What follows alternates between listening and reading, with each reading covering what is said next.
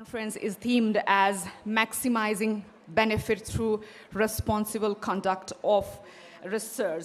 Today, we gather here to engage in meaningful dialogue, learn from each other, and advance the ethical standards in research across Asia and the Western Pacific region.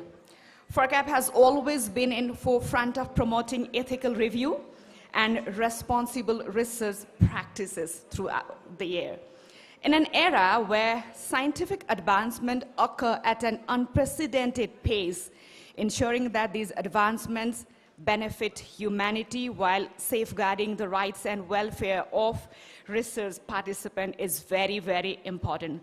This is the idea behind the establishment of FERCAP. We are here to witness the 24th FERCAP International Conference, and this is the inaugural ceremony. And to begin with, I would like to proceed with the chairing session. I welcome everybody who are here to witness the inaugural ceremony and the International FERCAP Conference.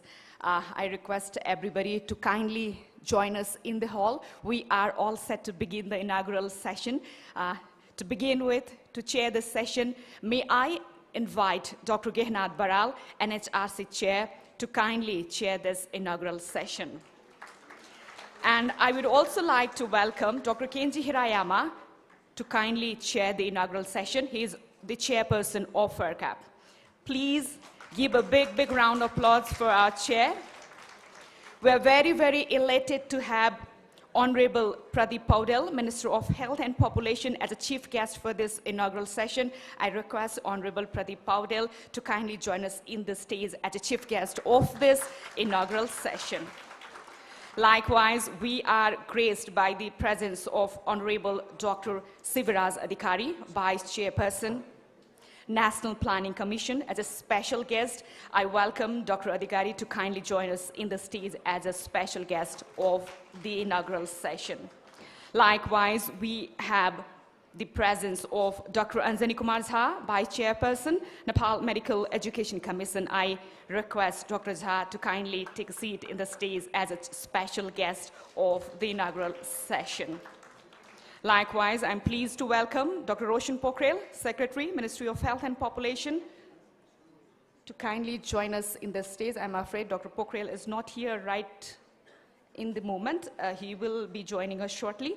Now, I would also like to welcome Dr. Pramod Joshi, NHRC Member Secretary and Executive Chief, to kindly join us in the dais as a guest of this event.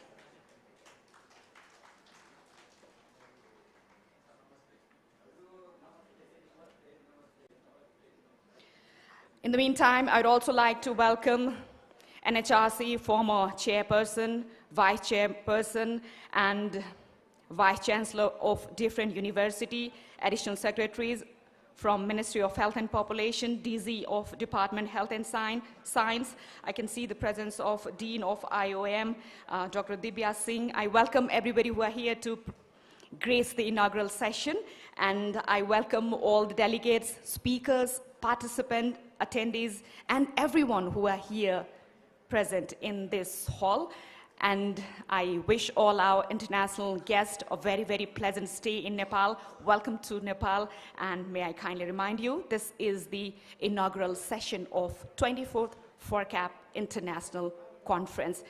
We have the presence of Dr. Roshan Pokhrel, Secretary, Ministry of Health and Population. I request Dr. Pokhrel to kindly join us in the dais as a special guest of the event.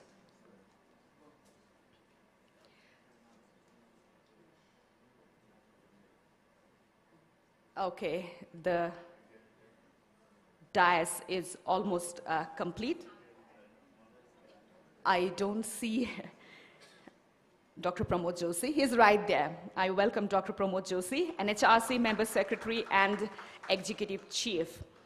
So the dais is complete. We are all set to begin the inaugural session. I request our technical crew to play the national anthem, and I request everybody to rise while the national anthem is being played.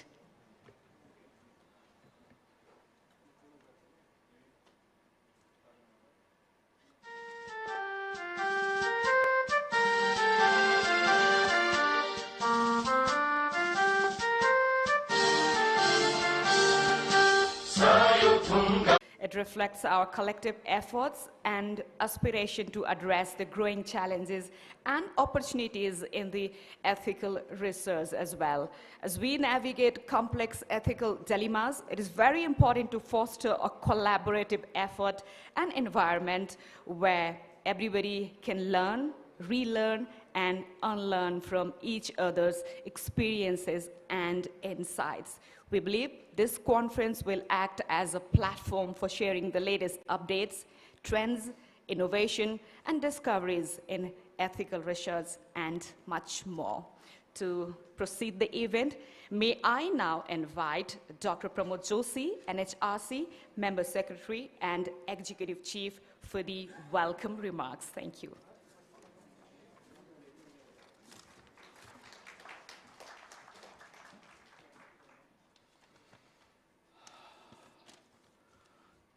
Namaste and good morning, everyone. Respected chairs of this session, Professor Dr. Gayanath Baral, Chairman of Nepal Health Research Council, and Professor Dr. Kenji Hiramaya, Chair of Forum for Ethical Review Committee in the Asia and Western Pacific region, FERCAP. Chief guest, Honorable Minister for Health and Population, Mr. Pradeep Paudel. Special guest, Honorable Vice Chairperson of National Planning Commission, Professor Dr. Sivraj Adhikari. Special guest, Honorable Vice Chairperson of Medical Education Commission, Professor Anjani Kumar Jha. Special guest, respected Secretary of Ministry of Health and Population, Dr. Roshan Pokhrel. Additional Secretaries of Ministry of Health and Population, Vice Chancellors of NAMS,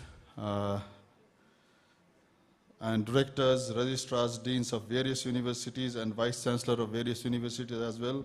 Directors Generals of Department of Health Services and Department of Drug Administration, Emeritus Chairperson of Nepal Health Research Council, respected Professor Dr. Mrigendra Raj Pandey, NHRC Vice Chair Professor Dr. Ajit Rai Maji, and NHRC Board members, Chair and members of Ethical Review Board, coordinators and members of IRC Accreditation Subcommittee, former NHRC Chairpersons, Vice Chairperson, Member Secretary, and members, distinguished keynote speakers, Division Chief of Ministry of Health and Populations, and directors, President and members of Nepal Medical Council, President, Secretary, and member of Nepal Medical Association, President of Nepal Health Professional Council, and other related health councils, senior officials of the Government of Nepal, Chairperson and member secretaries of institutional review committees across the country, FERCAP steering committee members as well as organizing committee members of this conference, session chairs, presenters, eminent delegates, esteemed guests, experts and colleagues, and our Nepal Health Research Council family, media personnel, and national and international valued participants joining us here in person and virtually. As a member secretary of the Nepal Health Research Council, it is a great pleasure and an honor to welcome you all to the 24th FERCAP International Conference at Kathmandu. Hosting this conference in Nepal is a moment of great pride for us. Before we get started, I would like to express my sincere appreciation to all of you who generously helped us make this happen. To all the delegates from foreign countries, invitees from several universities, government officials, academicians, experts, and research scientists, it is a proud moment for Nepal Health Research Council as we couldn't have made this possible without you all. Thank you. The theme for this year's conference is maximizing benefits through responsible conduct of research, which is highly relevant and demanding in the present context as we reflect on the pivotal role of ethics in shaping the future of health research. As researchers and practitioners, our work holds the power to shape policies, transform lives, and address some of the most pressing challenges of our time. However, this power must be used responsibly.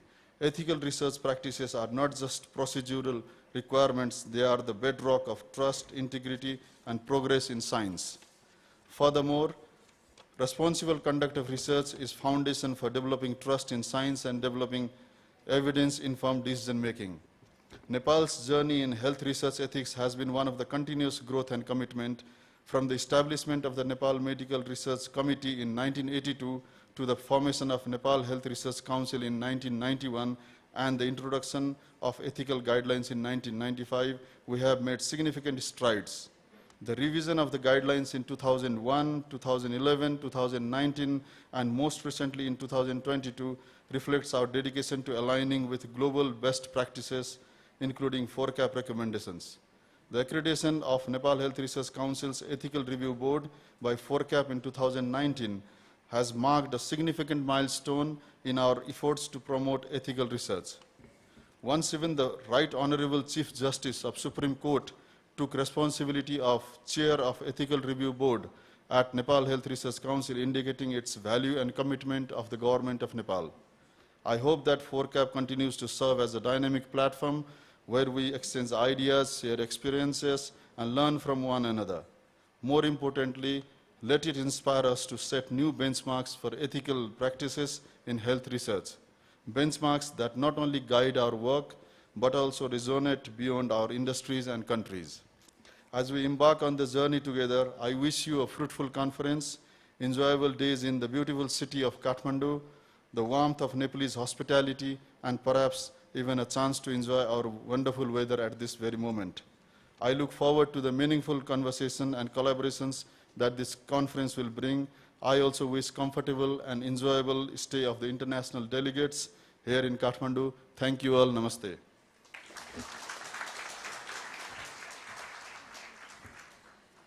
Thank you so much for that insight welcome remarks, Dr. Pramod Joshi, NHRC Member Secretary and Executive Chief.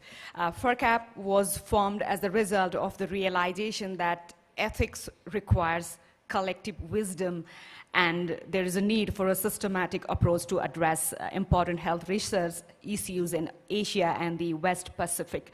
FERCAP remains an indispensable partner in Nepal's journey toward achieving excellence in health research ethics as well, and this is a collective effort to excel the health research system. Moving ahead, as we gather here for the FERCAP conference, it is a privilege and an honor to commence our proceedings with the traditional lighting ceremony. We are formally inaugurating the FERCAP 24th International Conference by lighting the lamp. For that, may I have the pleasure of requesting our chief guest to kindly light the lamp and inaugurate the 24th FERCAP International Conference. I request Honorable Minister Pradeep Paudel to kindly inaugurate the inaugural session. Pradeep Paudel, Minister of Health and Population. And I'd also like to request our special delegates to accompany Honorable Minister Pradeep Paudel. I beg your pardon.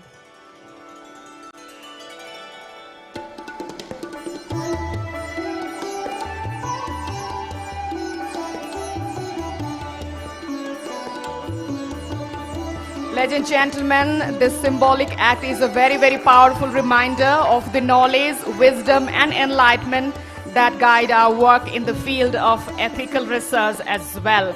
And I'd also like to request Honorable Minister to inaugurate the session digitally as well.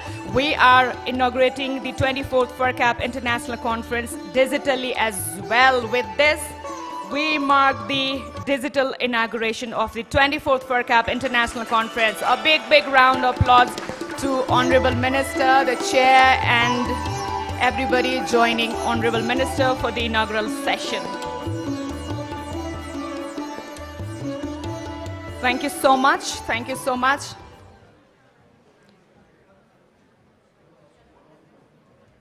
That lamp signifies more than just the beginning of our conference. It represents the light of knowledge that dispels the darkness of ignorance. It embodies the spirit of truth, integrity, and ethical conduct that we all, as researchers and practitioners, strive to uphold in every aspect of our work. Moving ahead, may I now request our chair, Dr. Kenji Hirayama, to kindly introduce the country delegates. Thank you.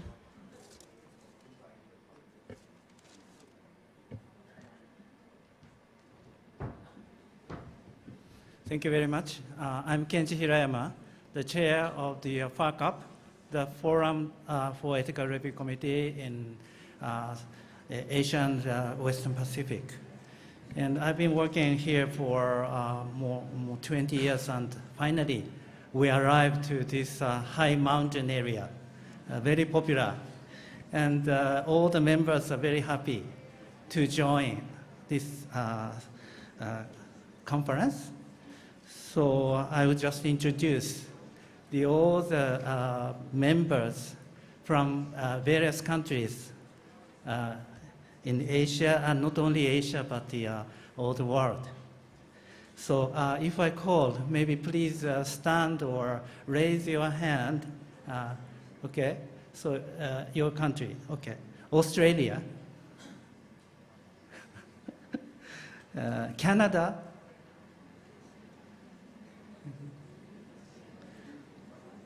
one person from Canada, okay. Two, okay. Ethiopia, okay, good.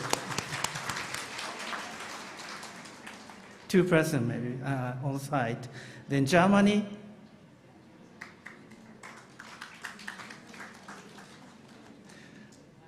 India, must be many. Very shy. 14 participants from India. Indonesia.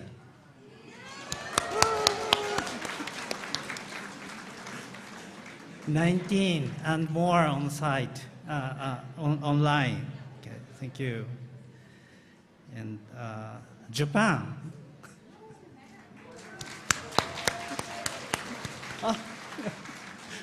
8 members from Japan. That's really a tremendous progress for us. Okay. Kenya, one person from Kenya. 2, okay. Then Korea. 5, very old friends. Yeah.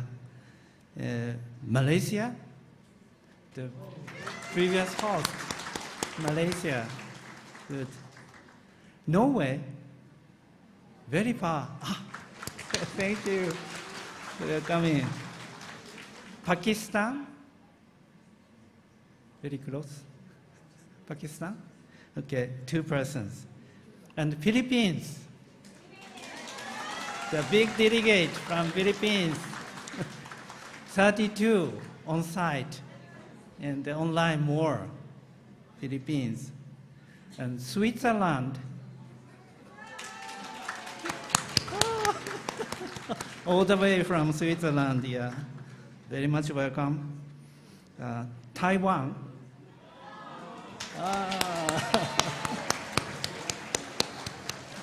Big delegation from Taiwan. Okay. Tanzania. Okay. Very good. And Thailand.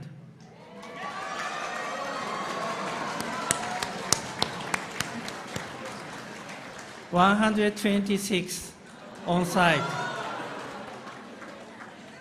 Very big, very powerful. Especially ladies are very powerful. And Uganda, 2 persons from Uganda. Okay. Very good, welcome. USA.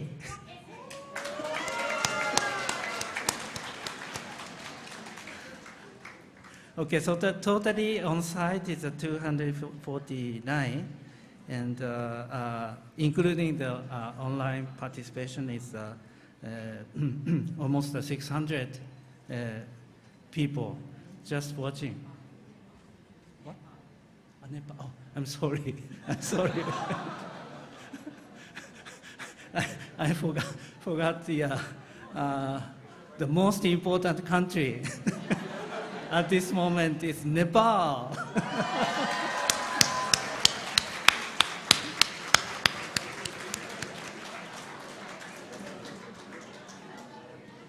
Good. So that's the proof of FERCAP is now developed, and maybe proceeding to the next step, and we can enjoy the new information and new technology, up-to-date strategy. Also, so hopefully you can enjoy so much in this conference. Thank you very much. Thank you so much. Thank you, Chair, for introducing country delegates. We hope together we can uplift each other for a better healthcare system via responsible, ethical research. Thank you so much, our Chair, for introducing the country delegates. Chair, Dr. Kenzie Hirayama. Thank you so much. We're heading towards a very, very special session of the inaugural session. We have a very important keynote speech. Research is not just about scientifically sound findings. It is also about being ethically responsible as well. It is also about promoting equity and justice. It is also about creating a fair and inclusive healthcare system as well, and also about ensuring that all the individuals, regardless of their background, have an access to quality healthcare, and all can enjoy equitable health outcomes as well. We have a special speech, keynote speech right here, and it's called Research for Equity and Justice. And this special keynote speech will be carried out by Sarad Raj Onta. He is NHRC former member secretary as well. We have Mr. Sarad Raj Onta up on the stage. A big, big round of applause for our keynote speaker, Mr. Onta. Research for Equity and Justice. Thank you so much.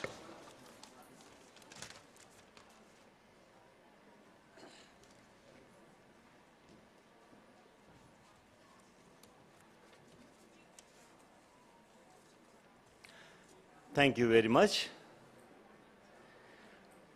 Respected chairs of this very important ceremonial opening ceremony of this conference, and all the dignitaries in the dais and the esteemed participants of this conference.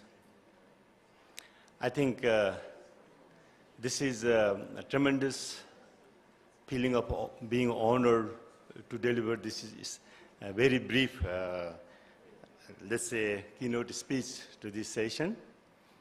I am talking about equity and justice in health research. And when you talk about the ethics in health research, most of the time we talk about the ethical dilemmas and ethical issues when you conduct the research. But today, I'm trying to highlight some of the points. Ethical issue is equally relevant when we do not conduct the research and where we are missing the research. This is where I just want to focus today. I think to begin, or as a point of departure, I just want to highlight the issue that we almost have forgotten. This is about the disparity in distribution of global resources in health. This issue was very important in the beginning of this century.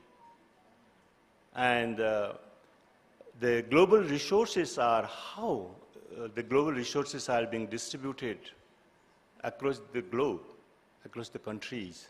This was very important agenda in the beginning of this century. Again, I just want to repeat it.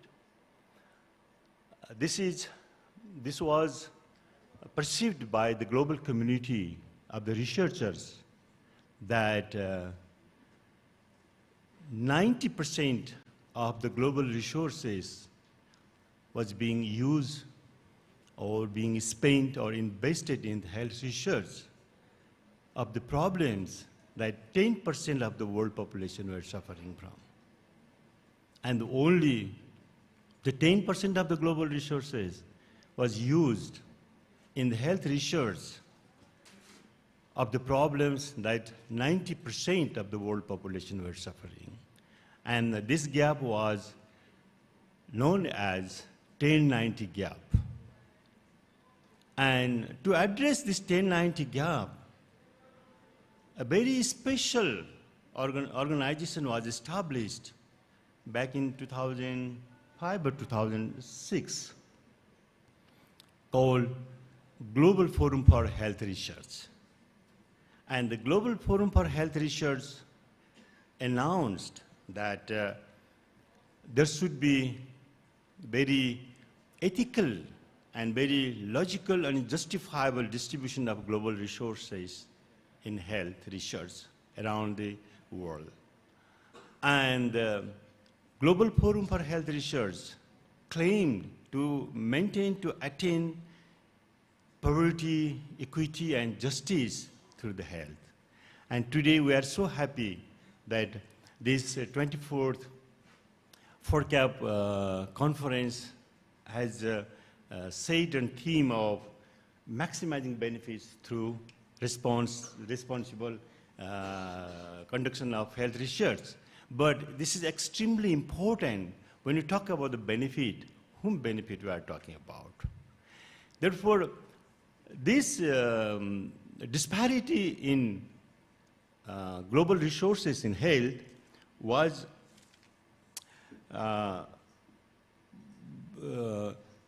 this was very much supported by World Health Organization, and it was really, really well established. But unfortunately, now this issue has been collapsed. And the Global Forum for Health Research is collapsed. It's pushed in the shadow, and we do not know what gap is existing today. And we do not know what kind of distribution is taking place of the global resources in health research. But I'm confident that the 1090 gap exists even today. And this is a time for health research to renounce the equitable distribution of global resources in health. Otherwise, when we talk about the capacity building, it's extremely difficult how we build our capacity without the resources. And we know that the country like ours, country like Nepal, will not be able to fund sufficiently in health research. And we are very much dependent on the global resources, and the global resources must be equitably and justifiably distributed in health research. This is what I just want to mention. And now, as ethics, I think when you talk about the research, yes, the researchers have definitely contributed a lot to improve the health status of different countries, including Nepal. And now, when you talk about the ethics in health research, I would like to mention just 2 points which are very much focusing to Nepal, and I'm sure that these points are relevant to many other countries. The one point is, this is about the disparity in health status of the people. In Nepal, if you look at the average progress of the country, I think Nepal has done tremendous progress in health. And many, many health indicators have been improved. And this improvement, this achievement has not only been appreciated within the country, but also appreciated in international community as well. Because we have reduced the maternal mortality rate, we have reduced child mortality rate, we have reduced the morbidity, and we have prolonged our life expectancy to the extent. If you look at the life expectancy, maybe if you compare with the 50 years back, it's amazingly we have improved life expectancy. And the question is, of course, this national gross average improvement has already pushed the real status of health of population in the country. I just want to give one example. There are so many examples of the disparity of health status in the country. The one example I just want to give, infant mortality rate. If you compare the infant mortality rate over the 3 decades in Nepal, it has been reduced so tremendously. I mean, we're very happy. We feel proud of reducing infant mortality rate in the country. Because infant mortality rate in 1996, we had more than 90 per 1,000 live births. But today, we have reduced to in around 20 per 1,000 live births. If we compare with 2016, it was 28 per 1,000 live births. I think this reduction is tremendous, and it's very, very inspiring for us. But it's not enough just to see the average reduction of infant mortality rate in the country. If you look at the disparity in infant mortality rate among the people living in different parts of the world, in different parts of the country, and living in different status, different condition of the country, this is something that we should think very seriously. It means in 1996, when we had infant mortality rate around 90 per 1,000 live births, there was disparity and difference between the highest and lowest mortality, infant mortality rate, just by less than 50%, around 45–46% difference. But today, when we have reduced infant mortality rate to less than 30 per 1,000 live births, the disparity between the highest and the lowest infant mortality rate is around 90% in the country. It means we have reduced the gross average of infant mortality rate, but we have not been able to address the disparity among the people living in different parts of the country, living in different status. Because disparity is being increased, difference is being increased. Therefore, this is a very extreme important point as an ethical issue in health research that we have contributed. The health research has contributed to produce the different tools to reduce the infant mortality rate. But it's extremely important how these tools are equally relevant to all sectors of population in the country. It should be taken as an ethical issue in health research, because this is whole issue of equity and justice in health. And the second point I just want to very briefly is about the financial burden to the population because of the health situation in the country. I think the financial burden is extremely, extremely high in the country. And I think every 1 in 10 service users, 1 in 10 service users have experienced the catastrophic expenditure in health. This is extremely serious situation in the country. And I think it's very important that we have Professor Dr. Sivaraj Adhikari, whose research I have been using in many occasions about the financial burden because of the health expenditure. He is, as health economist, I think I feel very proud of, finding him as a vice chair, honorable vice chair of National Planning Commission. And I'm so proud of using his research findings in many occasions of my deliberations. Here I just want to say that in Nepal today, every year more than 400,000 population, which is more than 1% of the total population, are pushed below the poverty line simply because of expenditure in health. And there are a lot of people who are in the below poverty line. They could come up, but they have not been able to come up simply because of the expenditure in health. Therefore, this has been a serious issue. There are plenty of underlying causes of this expenditure, this financial burden. But one of the issues that we should seriously be thinking of for the health research is we are very much influenced by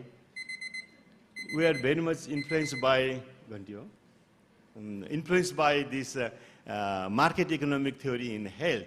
Therefore, this is time for the health researchers to seriously consider and to displace this market economy theory in health and generate new theory of health economics, which will be based on equity and justice, and this is the ethical, due for the health research. I think we should think about it. So thank you very much. Thank you very much, sir.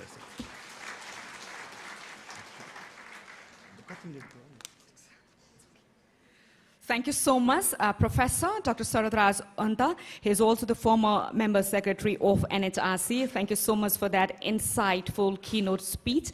We very much appreciate your presence and insight as well. I kindly request all our speakers to be mindful of the time because we are having a little time barrier. Thank you so much. With this, I'd also like to inform all our guests that we have a very, very special keynote speech lined up for you, but that will be happening on the other half of the inaugural session. And now, for the inaugural remarks, I would like to invite Dr. Roshan Pokhrel, Secretary, Ministry of Health and Population. Thank you.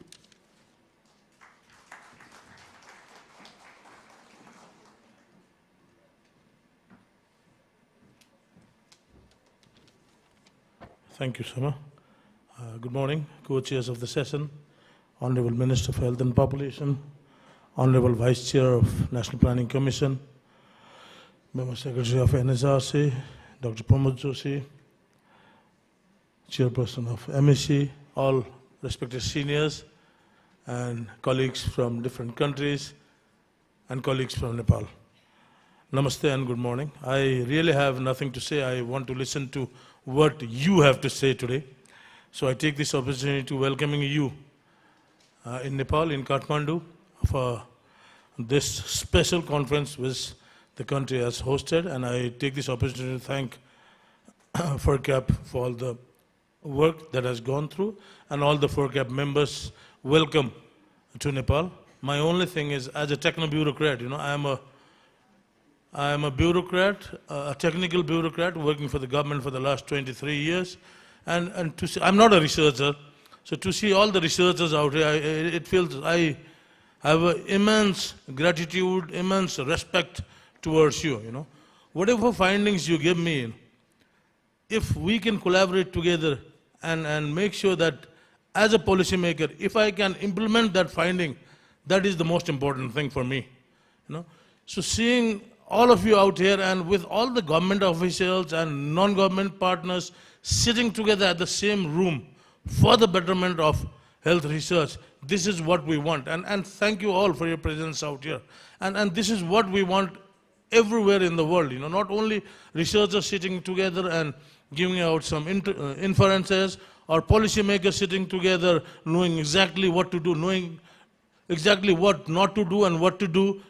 If we can work together, and if you researchers can give us certain policy briefs so that we can togetherly implement that in a ethical way, and as Professor Wanta said, in distributing it collectively throughout the country, then I think we have done our work. So thank you very much for all of you for being here, and we hope that this deliberation will definitely give something for the government to make sure we have our new policies and we can implement it in the coming days. Thank you very much. Welcome to Nepal.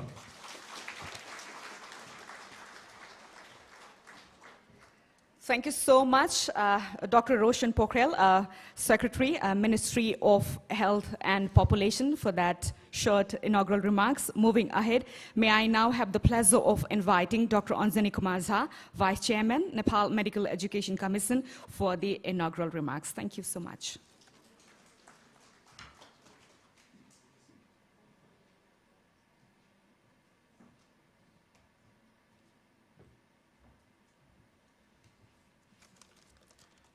Thank you, Sharmaji.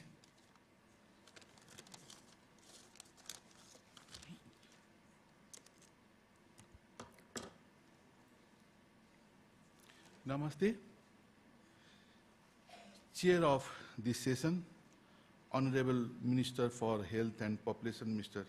Pradeep Paudel, distinguished dignitaries, esteemed guests, experts, researchers, former chairpersons,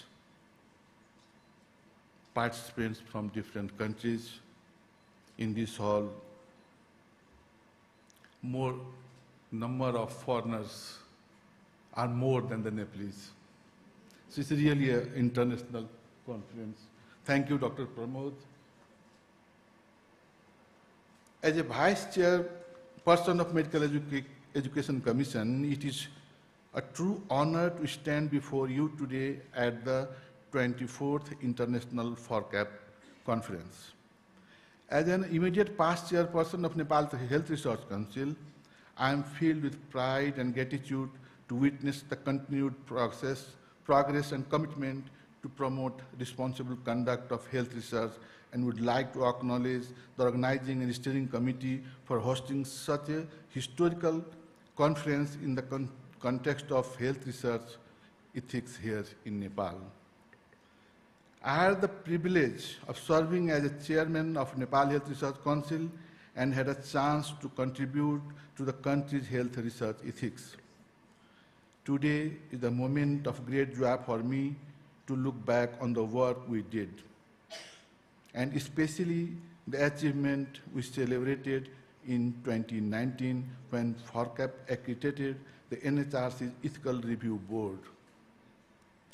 This milestone did not just happen overnight. It is the result of years of hard work, collaboration, and dedication of many people who believe the importance of evolving research ethics in Nepal. Our journey began back in 2008 when we first discussed the possibility of FERCAP accreditation for the NHRC. At that time, we knew we had a long road ahead of us.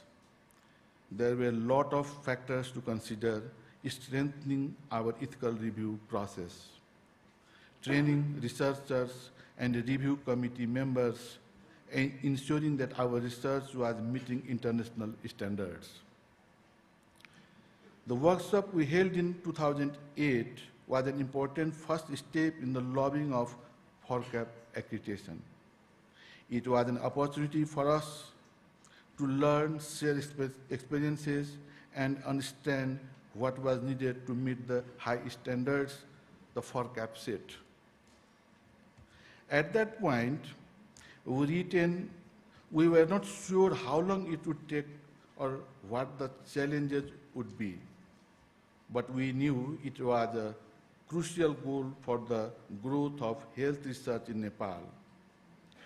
And I am proud to say that after years of hard work and perseverance, in 2019, the Nepal Health Research Council was officially accredited by FERCAP. This achievement was not just a win for the NHRC, but the entire health research community in Nepal. It means that our system, process, and ethical standards since then are internationally recognized. However, we have made a great progress. We knew that the work does not end here. As we look forward, there are new challenges and new areas to focus on. The world of research is constantly evolving with a new technology and methods emerging all the times. Issues such as data privacy, AI in healthcare, and ethical consideration in global health research require us to stay ahead of the curve and keep adapting our ethical frameworks. The role of FERCAP continues to be crucial in this process. The organization's commitment to setting high standards for ethical research provides gratitude and support for countries like Nepal.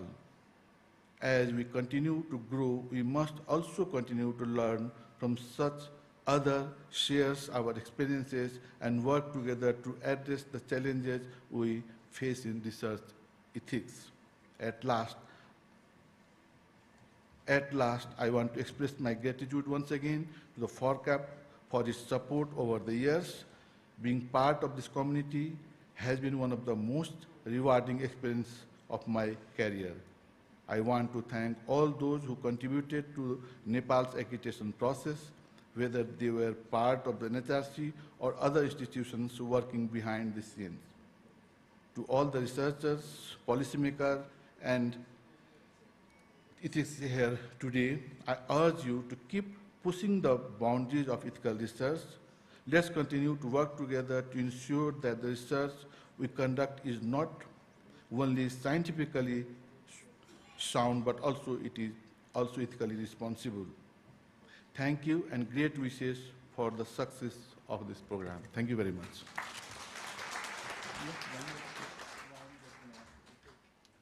Thank you so much, Dr. Anjani Kumar Jha, Vice Chairman, Nepal Medical Education Commission, for that insightful opening remarks. Thank you so much. Health is not just about the absence of sickness. I think it's beyond that. And to achieve that goal, we all need is definitely a responsible research system. And we will be talking about responsible research throughout the day as we are having thought-provoking sessions lined up for you after the inaugural session.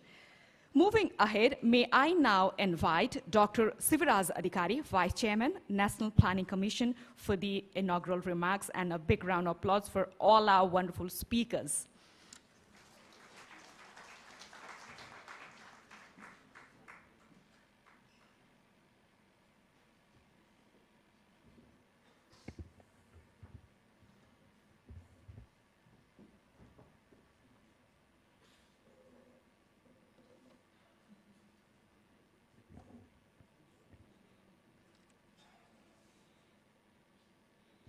Thank you, Soma. Respected chairs of this session, Honorable Minister for Health and Population, Mr. Pardeep Paudel, distinguished national and international delegates, expert, researchers, media friends, ladies and gentlemen. Good morning to all. It is great honor and privilege to address this esteemed gathering today. As a Vice Chairperson of National Planning Commission, I am truly delighted to be in presence of such a distinguished audience, united by shared dedication to advancing research and promoting responsible applications. The theme of today's conference, maximizing benefits through responsible conduct of research, is both timely and highly significant. Responsible conduct of research means following to ethical principles, maintaining honesty and transparency, and ensuring that outcomes believed not only for the research community, but also society at large. At the core of responsible research lies commitment to uphold the highest ethical standards. This includes treating research participants with respect and dignity, ensuring informed consent, protecting privacy, and safeguarding against harm. Researchers bear the ethical responsibility of conducting studies that neither exploit nor manipulate individuals or groups. Responsible conduct also involves the strict adherence to established guidelines, best practices, ensuring fairness and transparency throughout the research process. The philosophy behind the maximizing benefit through responsible conduct of research is rooted in several fundamental principles. For example, ethical duty. Research is not merely about only generating knowledge, but it is also respecting the human dignity and rights. Researchers have profound ethical duty to prioritize the well-being of participants and society, and above all, the integrity as a foundation. The integrity serves as a cornerstone of responsible research. This principle emphasizes the truthless and transparency, and ensuring that pursuit of knowledge is guided by honesty with no distortion of manipulation of conduct or reporting the research. Promoting good and preventing harms. And research should be a force positive change. This philosophy underscores the belief that research must enhance the well-being of individuals and society while actively preventing harms, thereby making a meaningful difference. Social justice and fairness. The ethical principle of research states that its benefits should be inclusive and accessible to all, not conform to the privileged few. The researchers are called to address society inequalities and ensuring their work does not exploit and manipulate the vulnerable population. Similarly, accountability and transparency. Researchers must be accountable for their work and its impact. Transparency across all the stages of research from the design to dissemination. It is vital to maintaining public trust and ensuring rigorous ethical standards. Long-term responsibility.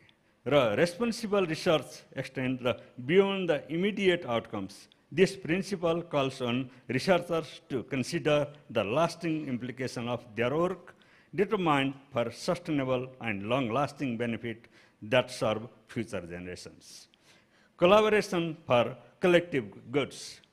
At its core, research is a collaborative endeavor, and this philosophy promotes interdisciplinary culture and community collaboration, recognizing that diverse perspectives and enriched knowledge to leads to more meaningful outcomes. In essence, this philosophy frames the responsible research as a moral and social imperative and emphasizing the ethical conduct, inclusively sustainability, and the pursuit of societal goods throughout honesty, fairness, and collaboration. To whom does responsible research benefit? That is the major question here. And the responsible research benefits multiple stakeholders in significant way. First, participants. It safeguards the rights, interests, and well-being of the research participants, ensuring their dignity and safety throughout the research process. And the researchers and institutions. By adhering the ethical principle, researchers and institutions uphold the integrity of their research, fostering trust and credibility within the academic scientific community. Society. The responsible research serves the society by addressing the real-world challenges, improving the public health, enhancing the education, and providing valuable insight into the pressing issues such as environmental sustainability. And policy and governance. Trustworthy, ethically conducted research provides the reliable evidence to guide the effective policymaking. It supports of governance in making informed evidence-based decisions for the benefit of the public. Responsible research creates a foundation for trust, credibility, and impact that benefits individuals, institutions, and society as a whole. How to maximize the benefit through responsible conduct of research? That is another question for us. Maximizing the benefits research through responsible conduct requires adherence to several key principles. Researchers must follow the established ethics standards and frameworks, and that emphasizes the honesty, integrity, and fairness.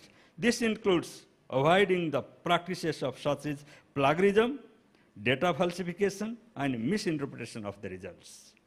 The responsible research involves clear and accurate reporting of methods, resulting and conclusion. Transparency allows for replication of studies, enhances trust in findings, and ensures the conflict of interest or potential bias are disclosed to maintain neutrality. And the researcher should design studies that include the diverse participants, particularly those from the marginalized group, to avoid the biased outcomes. and ensure the research findings are representative of equitable. And researcher must remain accountable throughout the research process. Peer review provides an additional layer of the accountability and ensuring the quality, integrity, and reliability of research outcome. And the research findings should be applied in ways that address the real society needs and contribute to the greater good while avoiding the harms to the individuals, communities, and environment. Researchers should consider the sustainability of their practices and long-term implication of their findings, ensuring their work benefit future generations. And assessing the benefit of responsible research requires the multidimensional approach to identify both the direct recipient of the research and its broader society's impact. By embracing these principles, researchers can ensure their work is ethically conducted, impactful, and beneficial to all stakeholders involved. In this regard, the Forum of the Ethical Review Committee in the Asia and Western Pacific region, FERCAP, plays a vital role in advancing research ethics across the region. By strengthening the ethical review process and empowering the research ethics committees, FERCAP not only uphold the integrity of health research, but also cultivate the culture of trust between the researcher and communities. Conferences such as FERCAP are invaluable platform for fostering the dialogues, sharing the best practices, shaping the collective version of more responsible and impactful research ecosystem, and that they remind us the ethical research is not merely the standard to be upheld, but also shared responsibility to be with us. And as a vice chair of the National Planning Commission, I have witnessed the firsthand the transformation power of research in shaping evidence-based policy, driving development, and fostering societal progress. However, the trust potential of research can only be realized when it is conducted ethically and responsibly. Failing to address to these principles risks creating inequalities. Misinformation policies are eroding the public trust and outcomes that we must actively prevent. In conclusion, let us fully hold the transformative potential of research while ensuring it's grounded in ethics and responsibility. Every study we undertake, every insight we generate, every policy we shape must strive to advance knowledge, foster trust, and benefit humanity. Thank you, and I extend my best wishes for productive and inspiring conference. Thank you once again.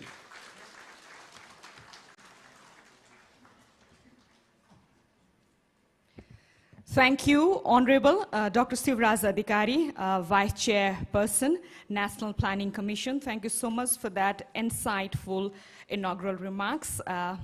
Ethics is definitely the religion of science, I guess, because any tool can be used for good or bad. It's ethics that sets us apart. We will be learning more about ethics in research on the other half of the day after the inaugural session, ladies and gentlemen. We are more than overwhelmed to have Honorable Minister of Health and Population as a chief guest for this inaugural session of 24th FERCAP International Conference, ladies and gentlemen. With great joy and honor, I invite Honorable Pradeep Paudel, Minister of Health and Population, for the inaugural remarks. And I also beg a pardon for the earlier mishap. I slightly mispronounced his surname. I beg a pardon. Ladies and gentlemen, Honorable Minister of Health and Population, Mr. Pradeep Paudel, up on the stage. Thank you.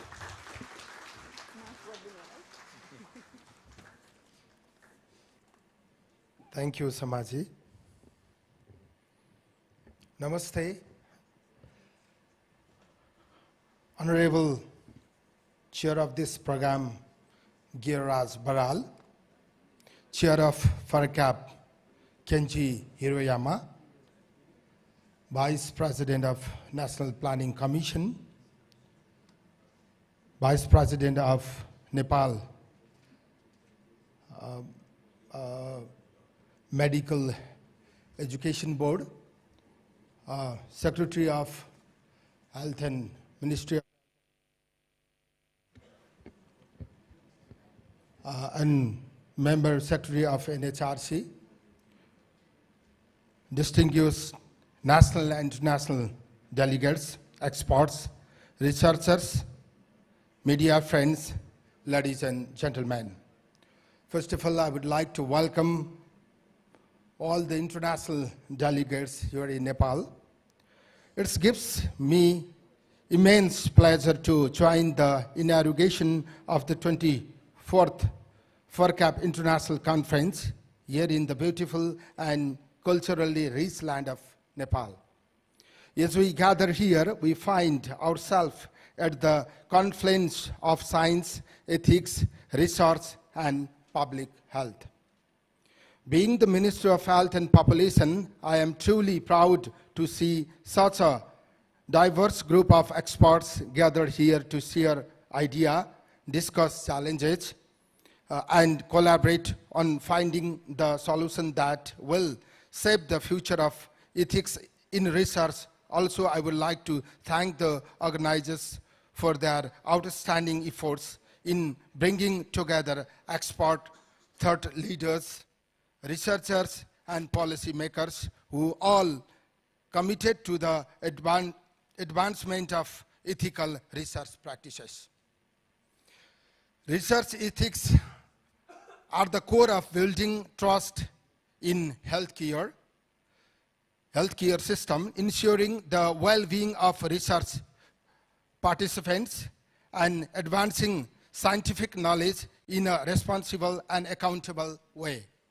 The work we do in health research impacts the lives of millions of people, and we have to make sure that the work is conducted with the highest ethical standard. In this regards, this conference plays an indispensable role in fostering the highest standard of research ethics. In Nepal, we understand the importance of ethical practices in conducting health research. Nepal Health Research Council is playing an important role in maintaining the highest ethical standards, ensuring that our research meets international standards. Just a few years ago, NHRC received accreditation from FERCAP, which was a proud moment of us and a clear recognition of the hard work that has gone into improving research ethics in Nepal. This achievement has not only endorsed the confidence of our research community, but also brought international recognition to the quality of research being conducted here. But this is just the beginning. The journey towards moving health research practices is ongoing, and we are committed to do more. As we begin this conference, I would like to encourage all of you to think about the future of health research and the impact that our work will have on future generations. Let us be inspired by the discussions that will take place over the next few days and work together to create a more ethical, responsible, and inclusive research environment. Lastly, I would like to thank the organizing committee for hosting this important event here in Nepal. I wish you all the grand success for the conference. Let's take this opportunity to learn from each other, strengthen our commitment to ethical health research, and continue working together for the betterment of global health. Thank you all for your valuable contribution. Thank you very much.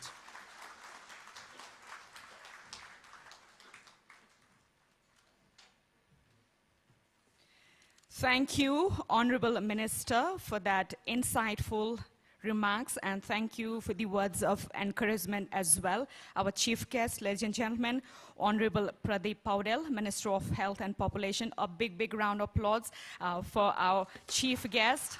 Despite his busy schedule, he made for this event. Thank you so much. We are more than elated to have him here as a chief guest for the inaugural session. Due to prior commitment of the Honorable Minister, he will not be able to join us in the full phase, but we really appreciate his time and effort. To all our esteemed guests for their time and effort, we are just acknowledging them with the token of appreciation. I request our chair, Dr. Gennad Baral, to kindly offer a token of appreciation to our esteemed guests. To begin with, I'd like to request Dr. Baral to kindly offer token of appreciation to our chief guest, Honorable Minister, Mr. Pradeep Paudel, and I request all the staff of NHRC to kindly coordinate. Ladies and gentlemen, our chief guest, Honorable Minister of Health and Population, Pradeep Paudel, thank you so much for being with us as a chief guest for the 24th FERCAP International Conference. Likewise, we have Honorable Vice Chair from NPC, National Planning Commission, Honorable Dr. Sivraj Adhikari. We truly appreciate his presence and insightful remarks as well. Dr. Sivraj Adhikari. Thank you so much for being with us this morning. Likewise, we are graced by Dr. Anjani Kumar Jha, Vice Chair, NMEC. Thank you so much for being with us. Dr. Anjani Kumar Jha, Vice Chairperson, Nepal Medical Education Commission. Also, we have the presence of Dr. Roshan Pokhrel, Secretary, Ministry of Health and Population, as a special guest for this inaugural session.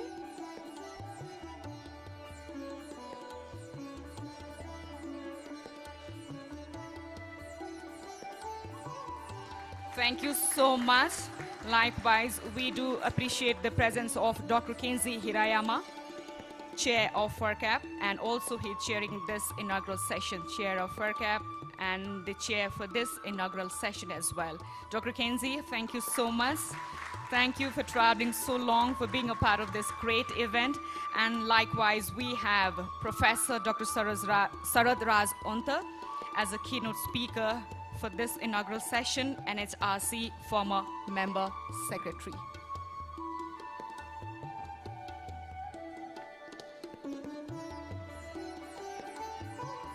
We've almost come to an end of the inaugural session, but still we have some fantastic presentation lined up for you.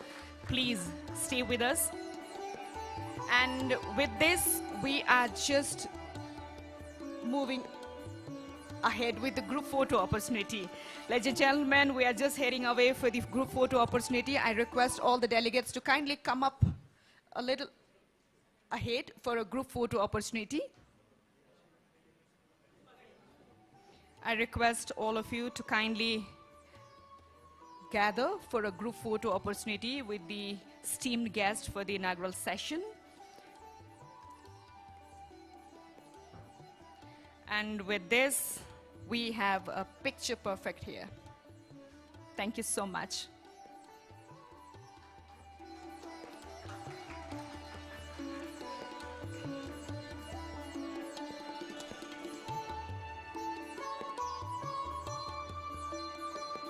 Thank you so much. With this, we have a special keynote speech lined up for you. WHO guidelines for best practice in clinical trials. Dr. Basimurthy, Senior Advisor, WHO R&D, Geneva, Switzerland, will be delivering keynote speech. Up next.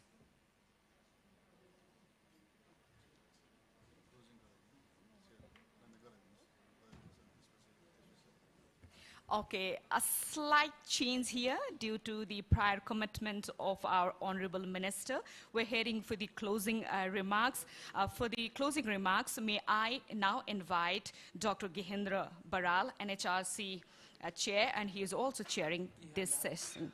Dr. Gehnath Baral. I request our Chair, Dr. Gehnath Baral, to kindly deliver closing remarks. Thank you. Thank you very much. Respected Chair, Honorable Minister of Health, Pradeep Paudel, Honorable Vice Chair of National Planning Commission, and Vice Chair of Medical Education Commission, our distinguished guest from our ministry, Line Ministry, Dr. Roshan Pokhrel. I am so much grateful for your time and commitment to come to this conference in the inaugural session. And I am equally grateful to our all distinguished guests, invitees, all national and international participants. You are committed to the theme of this conference, responsible conduct of research. So we are very much appreciating your presence, your commitment for throughout the days and for tomorrow as well. And we'll have some good deliberations, we'll have some sharing, we'll have some fruitful outcome from this conference so that our research in our country would be more ethically sound, and our research will be scientifically good. And this international conference has come to our country at our doorstep so that we'll have face-to-face conversation, face-to-face sharing, and learning environment within our doorstep so that our national delegates and foreign delegates will have the common sharing in the same place. And government responsibility is to protect the people and society, to serve people and society. And academia and all researchers are responsible to teach the research and ethics. And Nepal Health Research Council is in between. It will regulate the research, and it will do some capacity build-up trainings, and it is here to assure for the responsible conduct of research as well. We have already heard about the equity and justice. Because equity and justice are the pillar of the ethical research, and I think from today onwards, we all will be very much conversant with an international faculty, international scenario, to conduct our research in the same level, same guideline, because we have all guidelines and ethical principles on the resources and the net, but we are discussing in face-to-face now so that it will be materialized and the principle of responsible research. And this conference has been materialized just because our proposal to conduct this conference at this country was accepted by FERCAP. So I am very grateful to FERCAP as well. And we are grateful to our family, to our distinguished guests and our line ministry, and all researchers within the country. With saying this, I think we all are very much overwhelmed with these remarks from all our distinguished guests, and we have heard something, there is something, research ethics in the country, research in the research, in any research and any society and any activities we do within the country, it is applicable to the research and other developmental activities as well. So NHRC will appreciate your presence, and I like to again appreciate your presence, your chief guest and our distinguished guests on the dais. And I like to conclude this opening session, and we'll be going forward after this session with the deliberation on responsible research ethics and all the sharing and your new advancement and new scenario, new dimensions in the research and the ethics. Thank you very much. Thank you so much. A big round of applause for our chair, Dr. Gehenad Baral, NHRC chairperson. And with this, we've come to an end of the inaugural session, but we have some exciting parallel sessions lined up for you. With this, we've come to an end of the inaugural session. Let us continue to work together to ensure that our research not only advances knowledge, but also upholds the highest ethical standards in the days to come. I'd also like to extend my sincere gratitude to all our organizing committee, speakers, presenters for their dedication and hard work in making this conference possible. Thank you for creating a platform for important discussion that will shape the future of ethical research in this region. I encourage all our attendees to kindly participate in the sessions uplined for all of you. I request all of yours active participation in the sessions. I request all of you to engage with your peers and take advantage of the opportunity to network and collaborate as well. Ladies and gentlemen, with this we've come to an end of the inaugural session of the International Conference. Please make sure that we will be having the keynote speech on the very first hour of the technical session. We will incorporate the keynote speech in the very beginning of the technical session. I would like to inform all of you.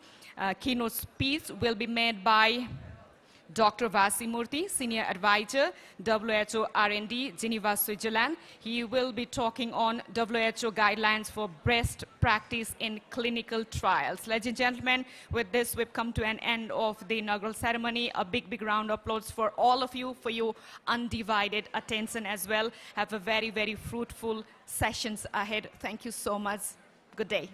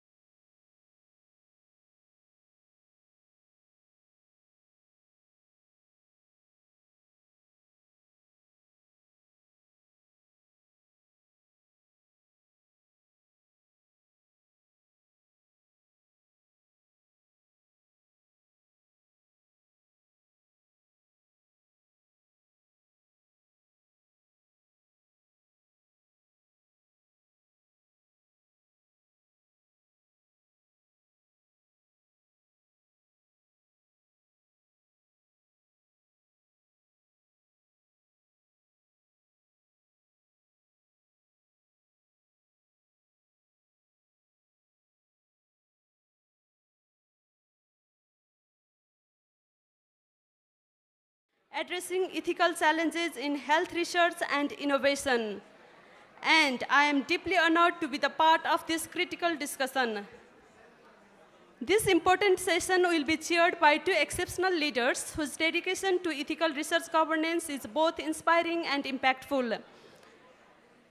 To chair the sessions jointly, may I request Dr. Juntra Lao Thawon and Professor Dr. Ramesh Kanta Adhikari in the dais.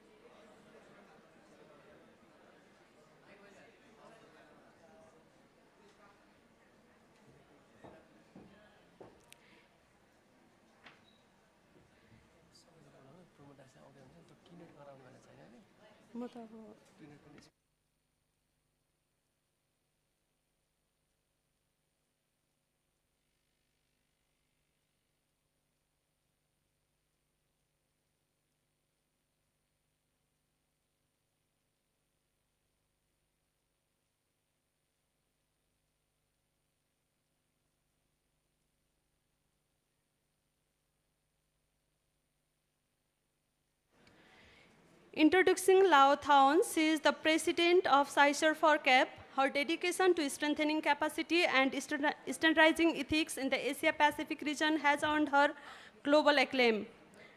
Likewise, introducing Professor Dr. Ramesh Kanta Adhikari, he is the chair of Ethical Review Board of Nepal Health Research Council. He is a visionary leader whose contributions have shaped the ethical landscape of health research in Nepal. His work stands as a testament to the power of principled leadership in driving meaningful change. Now, I'd like to hand over the session to our chairs.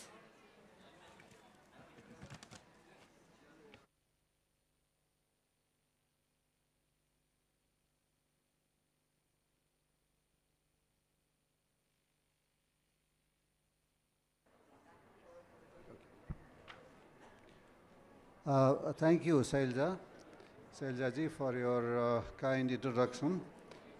Because of some change in the inaugural session, we had to adjust one of the sessions.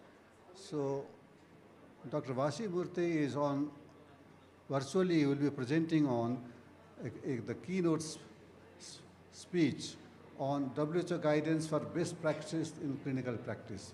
If it is, if the presentation is ready, if the team is ready, please, I welcome Dr. Vasi Murthy, who is Senior Advisor, WHO Research and Development, Geneva, Switzerland, for his inaugural keynote speech. Please, Dr. Vasi Murthy. Good morning. Good morning to distinguished Ministry of Health representatives, to distinguished speakers, to all participants at this 24th Annual FERCAP meeting in Kathmandu. I would have loved to be there, but I'm honored to be giving the opening presentation that I'm sending you here through a recording. Now, clinical research is the foundation of everything that we do in health. If we see the health sector as a house, clinical research is the foundations. And it's an important moment in the history of clinical research where the global normative framework for that foundation has been updated and reformed in important ways. We now have, for the first time, WHO guidance for best practices for clinical trials. We have an updated Declaration of Helsinki, updated very recently in 2024. We have the ICH E6R3 guidance for investigational product clinical trials, which is about to be launched, and I have been the WHO member on that process, and some very positive updates have been included there. So we now have an opportunity to really move forward with more ethical, efficient, effective clinical trials. And I'm going to give you a summary of the key aspects of the WHO work going forward. In our very extensive consultation process leading up to the publication of the WHO guidance on clinical trials, we had in-person meetings in all 6 WHO regions, working with my colleagues who are the research focal points, and it's Manju Rani who we work with most closely in CRO, as well as the important work of the country office staff, and I send my greetings to colleagues in the country office. From that process, and also in the case of Nepal, I took into account input that we received from the meeting that I attended in Nepal not so long ago. There were 4 key areas that were identified as barriers. First of all, we still have an issue that a large number of trials are not well designed, and so the way forward there is to follow the WHO guidance on well-designed trials so that we can ensure that these trials lead to high-quality evidence. It's also important, even before the trial stage, to ensure that the trials are answering questions that speak to locally relevant health needs. And this relates to the next point on community engagement. Patient participant community engagement is central. And so a key issue was that we are not always seeing adequate engagement, and we don't always have inclusion of the key populations that the intervention is intended to benefit. So we have a major focus in our guidance on having everyone be clear that now engagement is not an optional extra. All research teams need to have an engagement aspect to them, engagement expertise. Funders need to have a budget line to support this engagement, and we need as a norm to think through how to ensure inclusion of the key population groups, and in particular regulators need to support inclusion by principle of the key population groups. So for example, if you're developing an intervention where there's a high severity of the disease in pregnant women, we need to seriously think through how to make sure that we can collect data on safety and effectiveness in pregnant women. So this is not a simple approach, but we need to have a nuanced, tailored approach that ensures that we don't end up excluding access for these key population groups because they were excluded from clinical trials. And ethics committees clearly would need to have community representatives, and regulators will need to understand that they should not be preventing collection of data in these groups. In some cases, it will be appropriate to require preclinical data to support use in particular groups, for example, reproductive toxicology data for novel products. So we're not suggesting that all investigational product trials should include all population groups, but we are suggesting that in all trial programs there should be an explanation of why any key population groups are not included, and they should be included later if at all possible. The third point is that there are major gaps in trial infrastructure and capabilities, and so we clearly need to continue, and we now have a global framework through the WHO guidance for how we can advance with infrastructure and capability development. And along these lines, we are now in the middle of developing a global clinical trial unit maturity framework, which has been lacking. WHO has a research ethics committee benchmarking tool. There is the National Regulatory Authority benchmarking tool. Within about 12 months, we will have a WHO clinical trial unit maturity framework, which my team is leading. We have identified a group which has representatives from around the world, and they just this week we heard that group that is working to develop a first draft for us had a meeting in Ho Chi Minh City with representatives from around the world, including from your region, to develop a first draft. So we're looking for countries that would like to pilot this clinical trial unit maturity framework so that clinical research units can look at where they are according to the WHO framework and look at what their priorities are for further capability development. And this may also be helpful for funders to allocate resources to ensure that they're getting good value for money in developing capabilities. Finally, and certainly not least, very, very importantly, we have the whole issue that in many settings, and this actually probably applies even more in high-income countries, but it applies everywhere, we have massive inefficiencies with uncoordinated review processes between many, many committees. Beyond a certain point, it does not add anything to the safety or the rights of participants to have 50 committees looking at a trial, especially if they're uncoordinated. So we are saying it is not good practice to have many, many committees that are looking at a single clinical trial approval in an uncoordinated way. We need to have a rationalized and coordinated approach to research ethics committee approval per country, So there should be an overall strategically coordinated approach per country, and there needs to be coordination between the regulatory authority and the ethics process. And ideally, we would like to see single submission systems, and perhaps Nepal would be a good country to take forward this kind of coordinated approach. I know you already have gone some way, but we, in our guidance, are developing further suggestions for how you could go further. So we are here to support you with further reforms and improvements in all of these areas.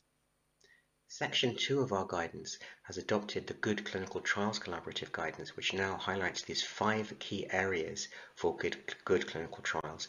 Firstly, is the trial designed to produce scientifically sound answers to relevant questions? Does it respect the rights and well-being of participants? Is it done collaboratively and transparently? Is it feasible for context? And does it manage quality effectively and efficiently? All 5 of these are important, and we think that it's really important to look through and think about the implications of the fact that we now have these 5 key elements that all clinical trials should meet. We also have now a global framework for improving the clinical trial environment infrastructure capacities. This goes well beyond anything in the ICH guidance, and so you can now look at these 4 pillars going from right to left: regulatory systems, research ethics, oversight, clinical trial infrastructure, including the importance of engagement and underrepresented populations, and on the left, the national research governance. And there are cross-cutting elements, and we're really calling for sustainable approaches to develop these. Project-based approaches can only go so far, so there needs to be core domestic financing of some of the key elements. And what we'd like to see is that, for example, research coordinators, managers of the key units are supported on core domestic funding. Similarly, there needs to be adequate resourcing for research ethics committees in the National Regulatory Authority, and the national legislation needs to enable the environment in the right way, whilst ensuring that all actors adhere to the agreed standards. For time, I will not go through the key recommendations for researchers, but these 6 areas are the highlights of the key recommendations, and I've touched on some of these, but please do look at the document, and if you're interested or you use LinkedIn, you can follow me on LinkedIn. I have been publishing updates that go into deep dives on these areas every week. Similarly, and again in contrast to some of the other guidance, we go into detail on recommendations for policymakers, for Ministry of Health, for ethicists, for regulators, for funders, and it's really important to look through these because we now have a set of coherent recommendations that can update and reform the entire clinical research ecosystem in countries and internationally. This guidance is already quite advanced in the process of being translated into French, Spanish, Portuguese, Arabic, Russian, and Chinese. If there are other languages that you think it will help with implementation, we are absolutely happy to consider whichever languages people think will be relevant. We're thinking of Urdu and potentially Hindi. We are going ahead with developing the clinical trial unit maturity framework, and we're looking for countries that would like to pilot this. We're developing training material that is suitable for different contexts and audiences, as well as implementation tools. All 6 of our regional offices have their own work plans as they see the key priorities on the ground.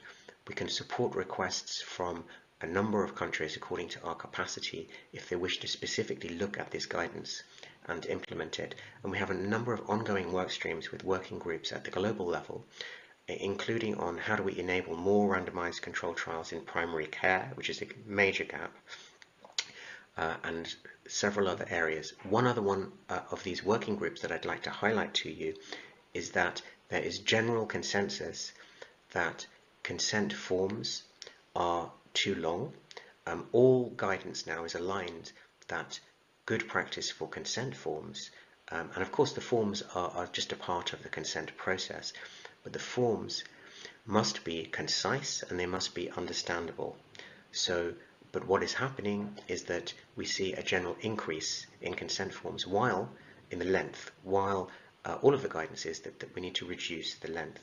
So what should happen is that the relevant regulators, both the regulatory authority and ethics committees, if you receive a form for approval which is not concise and not understandable for the audience, it shouldn't be approved, and it needs to be sent back and simplified. And I think it will be very helpful to have some examples of really understandable, concise forms from Nepal, which others can refer to, because this is something that we need to work on.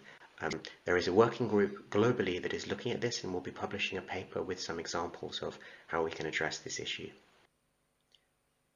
Coming to the final part of my presentation, we are taking forward the guidance in the form of a global action plan for clinical trial strengthening.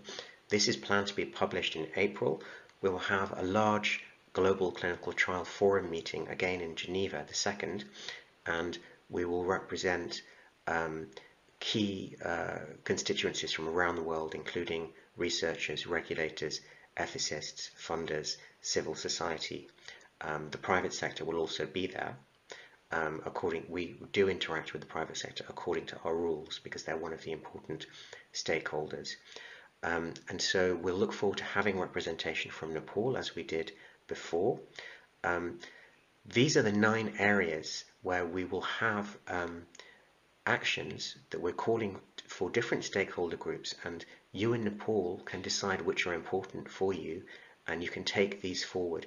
But I haven't talked about all of them. One that I haven't talked about is the importance of engaging clinical practitioners in integrating research into their work. And there is a whole agenda here for training healthcare workers and clinical practitioners. We will need full-time researchers to design and oversee and monitor and for some of the data stewardship elements, but there is a major important role for clinical practitioners in collecting data. If we can embed clinical research into the health system and into the work to some extent of clinical practitioners, we have seen that in some settings this leads to an iterative improvement in clinical outcomes. Research is one part of clinical care, but we need to find the best way to train healthcare practitioners and ensure that this does not take away, but actually supports their core role in providing care to patients. And I haven't talked much about the transparency elements, but this is central with prospective clinical trial registration and ensuring that the results of all clinical research is made available, for example, through registries. So to close, what does success look like? Well, the way we see it is that ministries of health make plans to strengthen and increase attractiveness of their clinical trials ecosystem, that approval processes are rationalized, including single or rationalized research ethics committee models per country, that we are monitoring how well this approval system works in the country, that we enable proportionate approaches, and I haven't had time to go into that, but that's a very important area, that we understand that we need randomized control trials not only for pre-licensure work for investigational products, but there are many questions where we don't have high certainty evidence that we can seek to answer through randomized control trials. And much of the areas where we have strong recommendations in health, we have had RCTs that have looked at health service delivery or treatment optimization questions, timeframes, that we have training material that's available for all stakeholder groups, and we are fairly advanced with developing an online training course which we'll be making available in the early stages of 2025. We need to have sustained protocols, but there also needs to be specific provisions for expedited procedures during emergencies. So just wrapping up, we have a first World Health Assembly research, and thank you very much for inviting me to give this presentation, and I wish you all the very best for the rest of your very important meeting, and hope to see you all in Kathmandu soon. Thank you. Thank you very much. Thank you, Dr. Vasimurthy. That is very useful information for us. We'll work on it. All ethics committees will be working with you in future too. Now I would like to invite Dr. Juntra to introduce the session that we are going to listen to. Please. Thank you. Thank you. Well, now we're back to the original schedule on the session on the addressing challenges in health research and innovation. It's good that we have all the guidelines and everything. So now we will talk about the challenges and hopefully we have some solution to that. So we have here esteemed lineup for you, 6 speakers who will delve into the critical themes shaping the future of health research within ethical frameworks and collaborative efforts. So firstly, we will explore the leadership of the Nepal Health Research Council in health ethics governance, where we will gain insights into how effective governance can foster ethical practices in health research in Nepal. And then immediately after that, I switched the agenda a little bit. We better talk about the advancing clinical trial in Nepal, about the overcoming challenges and implementing solution. The next one then follow that, then our discussion will shift to the ethical challenges and opportunities of decentralized clinical trials. The DCTs have the potential to expand the access to more representative of the participants, either patient participants into the other or various populations, and will improve the trial efficiencies. But however, as you can see that it seems to be a good opportunity, but we will be dealing with many challenges where Jeremy will take us through all those ethical issues. Then we will go to the ethical consideration in climate change. I just talked with Dr. Besoyo that is it involve us now with all the climate change? So he will talk about this climate change can impact on our different diseases, and that he will show us that it could have the big impact on our all the diseases existing one. So for this, we will tackle the ethical consideration in climate. The next one will be the rare diseases. No, we will talk about the rare diseases in the low and middle income countries, where it's very important that we talk about those things. Then finally, I think we will conclude with the insightful session on the establishing regional collaborative partnership among academic research organizations. The collaboration is vital in enhancing the capacity and impact of health research, and this presentation will provide valuable perspectives on fostering successful partnership. So together, this presentation will address the multifaceted challenges we face in health research and innovation while emphasizing the ethical governance and collaborative approaches. We look forward to an engaging and we will have some time for the participants to interact. So we hope that we can have the thought-provoking discussion during this session. Thank you. So with that, we will... Okay. Thank you. Thank you. Now it's my honor to invite Dr. Pramod Joshi to talk about the leadership of the Nepal Health Research Council in health ethics governance. We have met him, Dr. Joshi, just a few minutes back when he was welcoming you to the conference. He is going to talk about the role of NHRC and its history and all those things, whatever has happened so far since 1991. Dr. Joshi, please.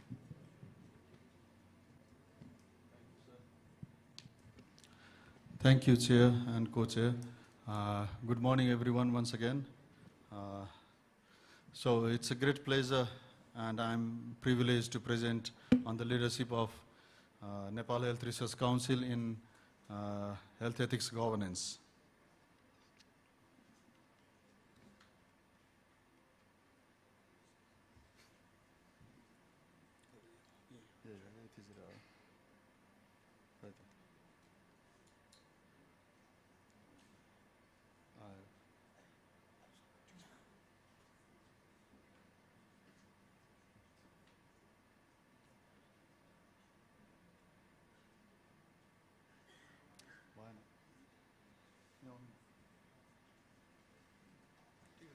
छैन यो पुरै आउनु पर्यो नि के आयो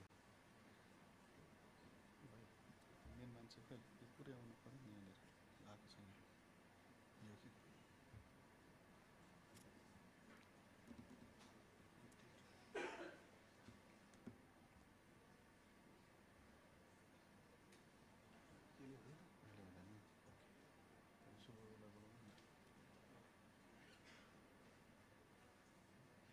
यो यहाँ आउनु पर्यो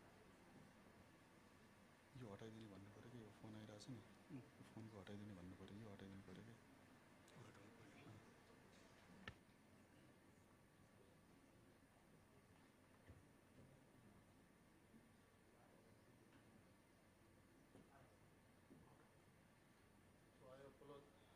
I apologize for the delay. To begin with, the first regulatory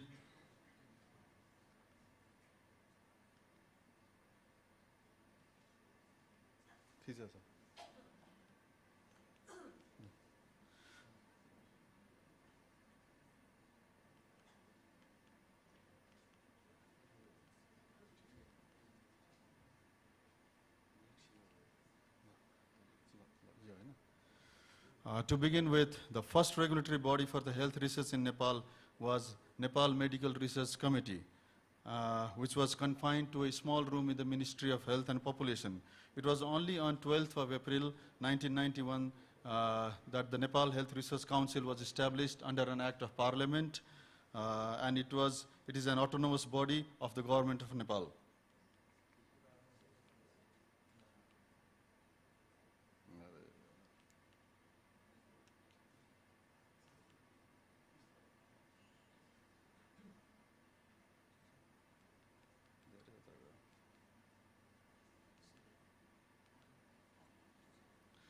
As an apex body of the government of Nepal, Nepal Health Research Council has the responsibility to conduct the research as well as to facilitate other institutions in research project. And this is the Constitution of Nepal. According to the Constitution mandate,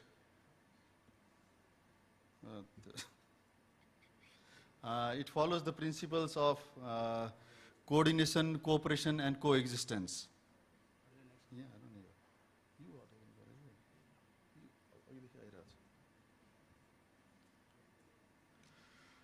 Nepal health policy recommends that health research should be of the international standards, and the findings of research should be incorporated into the policy, planning, and health system development. Apart from this, national health policy also focuses on the principles of decentralization and devolution, whereby expanding the Nepal Health Research Council offices to the provincial level. Health researchers and other technical human resources should be motivated in health activities. And we are also focusing on traditional medicine and alternative medicine should be researched, it should be recorded, it should be protected, and as well as it should be promoted. This is the organogram of Nepal Health Research Council, and Ethical Review Board stands high in the council, along with the Ethical and Monitoring Section, Ethical Unit, and Monitoring and Evaluation Unit. There are various vital roles of NHRC. Apart from these, we are focusing on the basic ones, that is the regulation of health research in the country through National Ethical Review Board, and we do have 60 institutional review committees established at various academic institutions, hospitals, and research centers across the country, which are FERCAP accredited since 2019. And there is conduction of research through the national and international collaborations.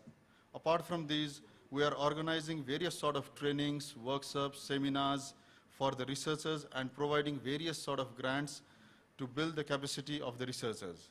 And finally, generating evidence for health and promoting the use of evidence through the Journal of Nepal Health Research Council, Digital Library, and National Summit and various sort of conferences. The research department, which conducts and promotes health research on national priority areas through national and international collaborations, aims to establish Center of Excellence, and we are focusing on these major projects, implementation, and finally ensuring the implementation of the findings of the research into the health policy. The Journal of Nepal Health Research Council is a peer-reviewed, open access, indexed journal which is published quarterly. And we have published various guidelines, and apart from that, there are various SOPs which we have published. The capacity building section is responsible to provide various sort of trainings. As I already mentioned, it's beginning right from the basic training to the advanced level training and throughout the country to all the provinces.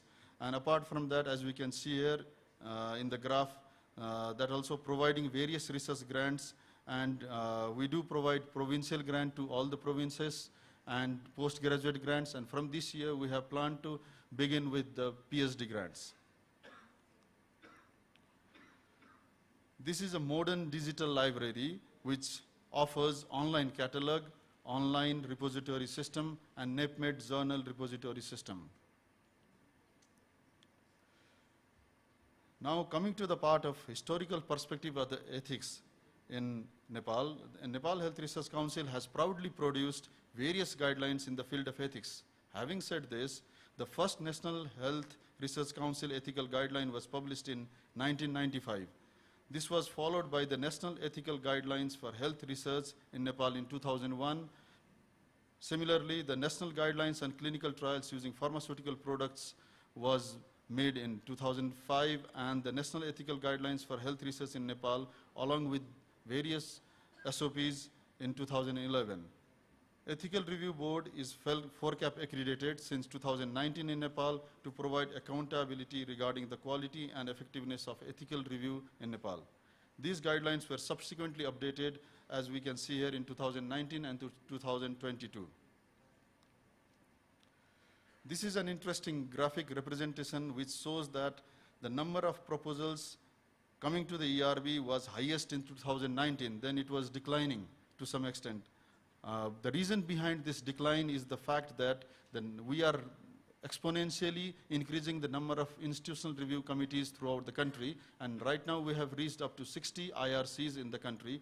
Now most of the proposals are being looked after by these IRCs, so the number of proposals coming to ERB is obviously being decreased. So we do have various types of reviews. According to the National Ethical Guideline, review time depends upon the risk. According to that, the type of review is made, and we do have full board review, expedited review, and exemption from the review. These are the various types of researchers that we have encountered, and it's an interesting fact to know that Nepali researcher outside Nepal is much more than others. So I have come to the key message, focusing on the fact of strengthening the national health research system, fostering a research culture in academic institutions, and motivating health researchers. There is a strong emphasis on promoting research for health by non-health sectors to support health in all policies, building the capacity of health professionals in evidence synthesis and translation, and encouraging research innovations while addressing intellectual properties. And data governance. Additionally, the goal is to connect research with academic institutions and industries, encouraging collaboration in research and generating resources for research for health in Nepal. These are the future considerations in which we have requested the Ministry of Health and Population that the advocacy for allocation of budget should be increased in health research in the country. Similarly, we are lacking various infrastructures, laboratories, so we are focusing in that. and reshape and align with the research policy, product and practice, and similarly promote open data sharing with 3R, that is reduce, reproduce, and reuse, and finally conducting various sort of trainings, as I've already mentioned, and also integrate ethics in the curriculum of the academias, and finally ensuring inclusive research practices, engaging community, and post-study benefit sharing. Thank you all. Thank you, Dr. Joshi, for your excellent presentation, for taking us through the journey NHRC has passed through. Due to shortage of time, maybe we can take one burning question if there is one. If not, we'll have some discussion session at the end of all the presentations. In consultation with my co-chair, we have come to this decision that let us stay in Nepal. We have listened to the research governance in this country and what are the challenges, what are the difficulties, or how to overcome those challenges will be the topic of the next presentation, though it is in the sixth one in the schedule. I'm inviting Ms. Januka Khatri to make her presentation to talk about advancing clinical trial in Nepal, overcoming challenges and implementing solutions. Januka, please.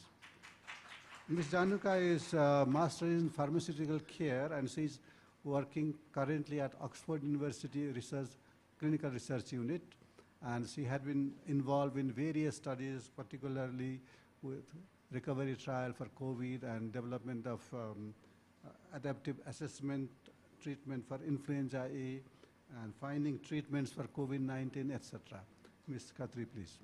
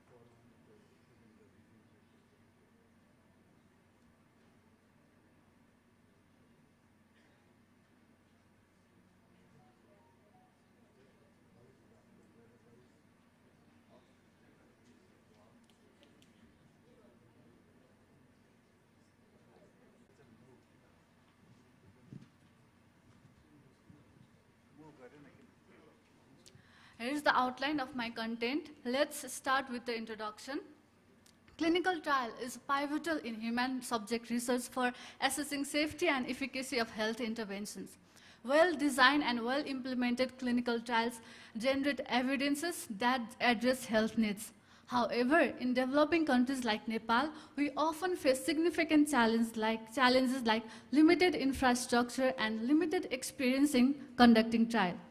Therefore, strengthening the capacity to conduct scientifically and ethically sound trial in this region is vital. The major objective of this symposium were to identify common challenges and discuss practical solutions for improving clinical trial feasibility in Nepal, to share the best practices and successful strategies for conducting high-quality trials in Nepal, to enhance the understanding of regulatory and ethical requirements for clinical trials in Nepal, and finally to foster collaboration among various stakeholders involved in clinical trials. The symposium featured a series of presentations, panel discussions and group discussions led by renowned speakers and experts in the field. The symposium started with the 3 key presentations on topic ethical regulation process in Nepal. the representatives from Nepal Health Research Council gave an overview of ethical regulation process in Nepal, which involves multiple layers of approval, starting from submitting study proposal to Nepal Health Research Council Ethical Review Board. After the approval is granted from NHRC, the additional approval for trials involving drugs, the additional approval from Department of Drug Administration is required, and finally the approval from respective sites where respective institutional review committee where trials will be conducted is necessary for the local oversight. The speaker also highlighted the major ethical issues observed during the in-site monitoring process, which is limited number of clinical researchers and their time allocation to lead the trial in hospital settings. There are challenges in taking informed consent, and especially among vulnerable population who struggle to understand different aspects of trials, raising concern about the ethically truly informed participation. Many trials operate with limited infrastructure, especially fully equipped laboratories and other logistical challenges, which limits the scope of conducting high-quality clinical trials, and many sites in Nepal lack the necessary IT system to ensure the data quality, privacy, and security.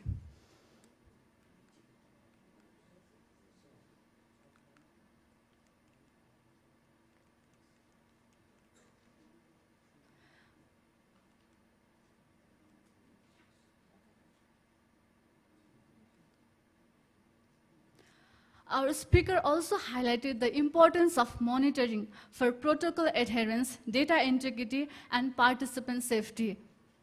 The speaker emphasized the need for training research team to understand the importance of monitoring so that they can view the monitoring as a collaborative approach instead of intrusive one, in order to avoid the mistrust between researchers and ethical bodies.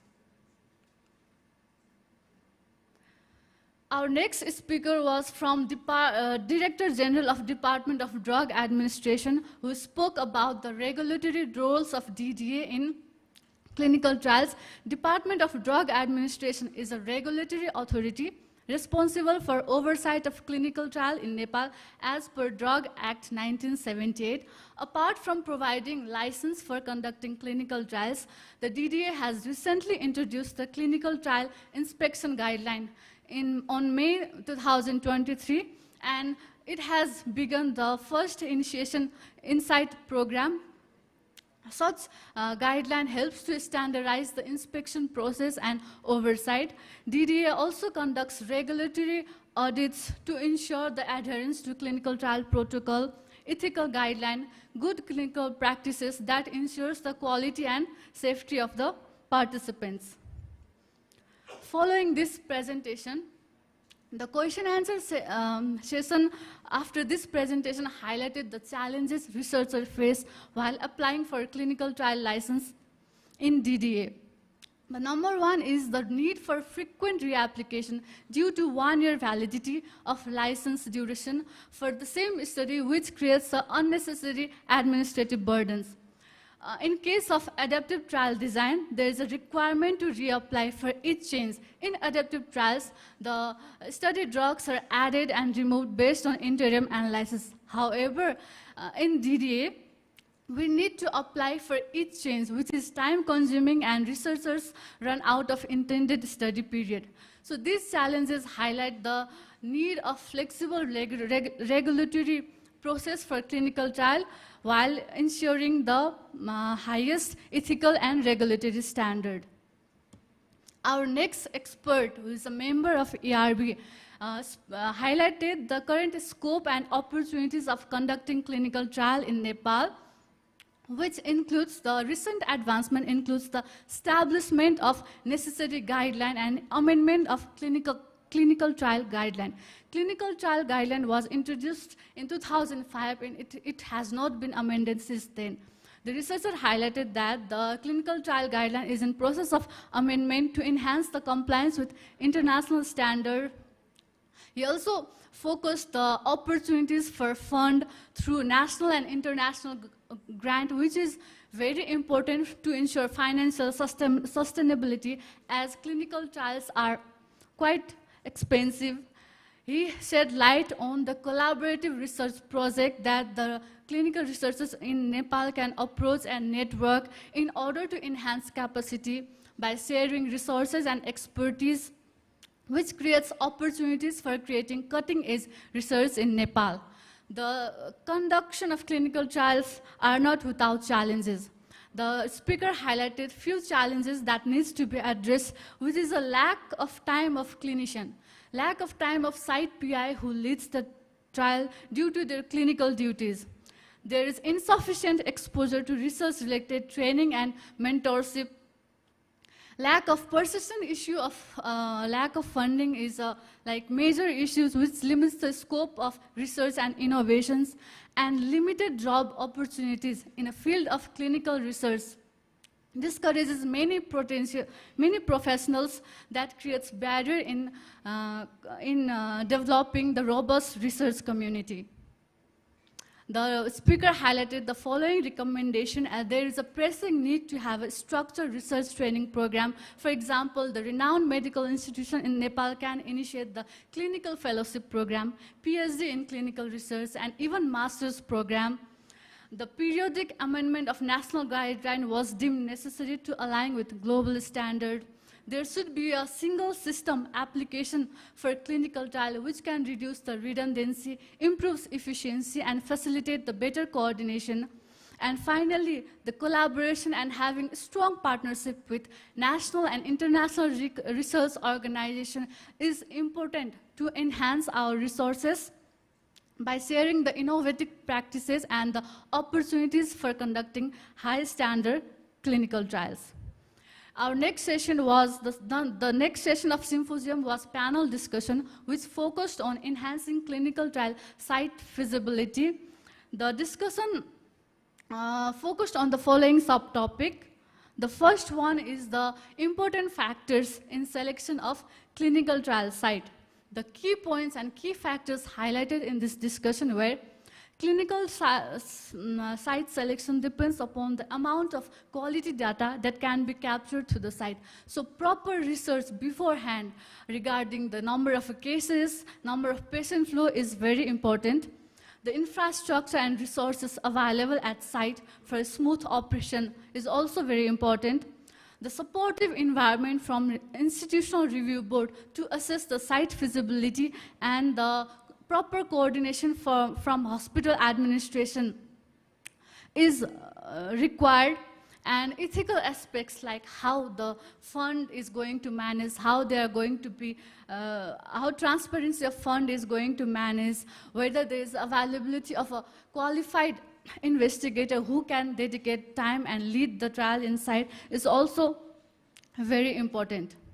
Our next subtopic focused on role of institutional review committee in assessing the clinical trial site feasibility. The panel highlighted the following key points. If the reviewer within IRC are well trained and capable to review the trial protocols, the workload of ethical review board can be decreased significantly, and it can reduce the delays in approval process. The IRC can also offer feedback on feasibility of conducting clinical trial in that particular site, and this ensures whether the trials are practical and aligns with the site capacity. The panel also suggested to have a different team within the IRC to address the ethical issues and technical issues separately for comprehensive review. This discussion highlighted the importance of strengthening the IRC to support the clinical trial efficiency. The next topic focused on the difficulties the trial site encounter for a smooth operation of a clinical trial. Here, the site PIs of the respective site highlighted the few difficulties. The number one is a retention and recruitment problem, which is due to various factors like difficult to counsel patients to enroll. As it's difficult for participants to understand the various aspects of trial. So maintaining the ethical integrity in informed consent process is difficult. Lack of motivation of trial site staff due to various factors like heavy workload, inadequate incentives, and insufficient recognition of their work is also discourages the site staff to conduct the trial in the site. And the many trial sites operate with limited resources like fully equipped laboratories for sample processing. They also have limited logistical and financial support. So addressing these challenges systematically can improve the smooth operation of a trial in the site. And last one, the panel discussed the best practices that can be implemented to improve the clinical trial operation in Nepal. There is a need of multidisciplinary team to implement the trial at site, which includes the coordinators, monitors, and laboratory staffs. Adherence to ethical guidelines is non-negotiable, and proper documentation of clinical trial data is necessary. The IRC are requested to do the timely monitoring of research operating in their site. Our last session was group discussion, which focused on the two key points like challenging of conducting trials in Nepal and improving patient recruitment.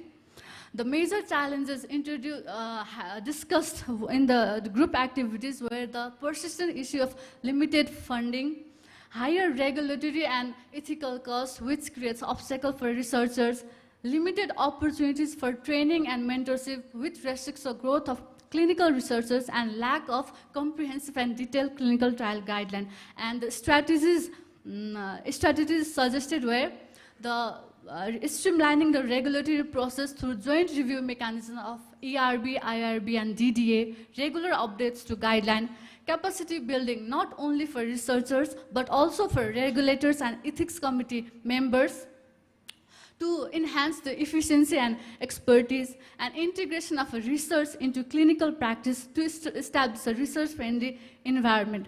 The next important topic was how the patient recruitment can be improved, and the barriers identified in the discussion were difficulties in understanding the trial aspects for informed consent, language barrier, as Nepal is a multilingual country and the different languages hinders the clear communication with participants, mistrust in research process of clinical trial process also discourages the participants, fear of intervention, anxiety about the experimental design, reduced willingness to participate, and the frequent follow-up, time commitment for frequent follow-up visits.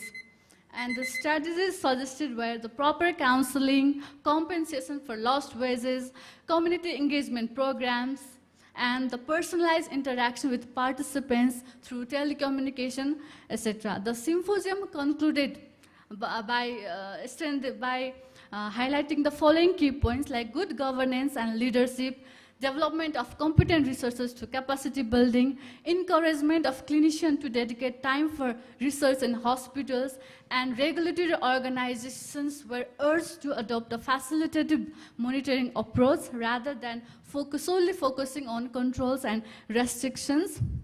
I'd like to acknowledge all the speakers, panelists, and participants for the valuable expertise and for the active engagement throughout the symposium. Without their contribution, their contribution have been instrumental in making this event a success.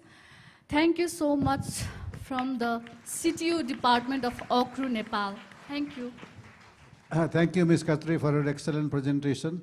Very useful, informative session. She has given us this kind of information is very valuable for health research governance. I am sure this will be utilized by Health Research Council in future too. Because of time constraint, we cannot have question answer now. So may I invite my co-chair to lead the sessions, further sessions, please. Thank you. The next session will be on the ethical opportunity and challenges of decentralized clinical trials. Of course, you're going to talk about the unique consideration of research in low and middle income countries by Dr. Jeremy Sugarman, which many of us here know him very well.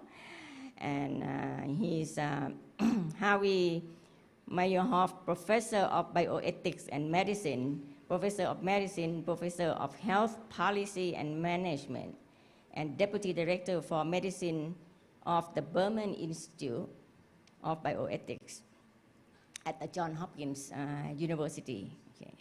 So he is an internationally recognized leader in bioethics with particular expertise in applying empirical method of evidence-based standards for evaluating and analyzing bioethics issues. His contributions to bioethics and policy include work on the ethics of stem cell-related research, international HIV prevention research, global health, informed consent, clinical research, and research oversight.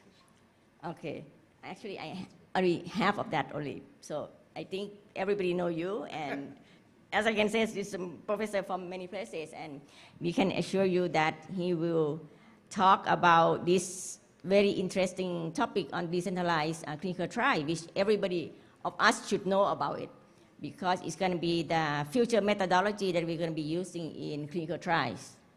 Please. Thanks so much, and namaste, and thank you so much for the opportunity to talk. This is a newer topic. We've heard a lot about the existing areas, the troubles, concerns, opportunities for capacity building, capacity sustaining, things like this. Well, now it's time to put on your seatbelts, because this is the next wave of the types of clinical trials that are coming. And as we think about getting ready and our current practices, it's important to think through these opportunities. I see the trouble everyone has. Hints to the next speaker. Oh, it's backwards from the usual ones. So next speakers, down is the next slide. That'll save time for everyone. Hit the down button. It works. All right, just a quick disclosure. I'm a consultant for Merck, the German Merck and the US Merck, and also IQVIA, and a member of Aspen Neuroscience's Clinical Advisory Panel. These aren't necessarily directly related to what I'm talking about, but in the name of transparency, WHO is telling us that's important, so I'm being transparent. My colleague and friend, Effie Vaena, helped me with some of the slides in this presentation, but I'll take all the blame for the typos and mistakes. Part of this support is given from the U.S. National Institutes of Health in a grant that they have, which supports a program that we're conducting in collaboration with University of Malaya, which is a Masters of Health Research Ethics program. So if you're looking to build capacity, sustain capacity, send students our way. It's a one-year master's program. There's some scholarship opportunities. It can now be done part-time. So there are lots of opportunities. It can't be done completely virtually yet. We step at a time. But if you're interested, my colleague Nisha, wave your hand, Nisha, will be here too and can also explain to you what that's about. So what I want to do now is give a definition, since you may not have known what decentralized clinical trials were and wondered why this was on your program. So I'm going to give you a little bit of terminology and then talk about the emerging DCT, so decentralized clinical trial ecosystem, touch briefly on the ethics of DCTs, and go into that in a little bit of detail just to give you a flavor.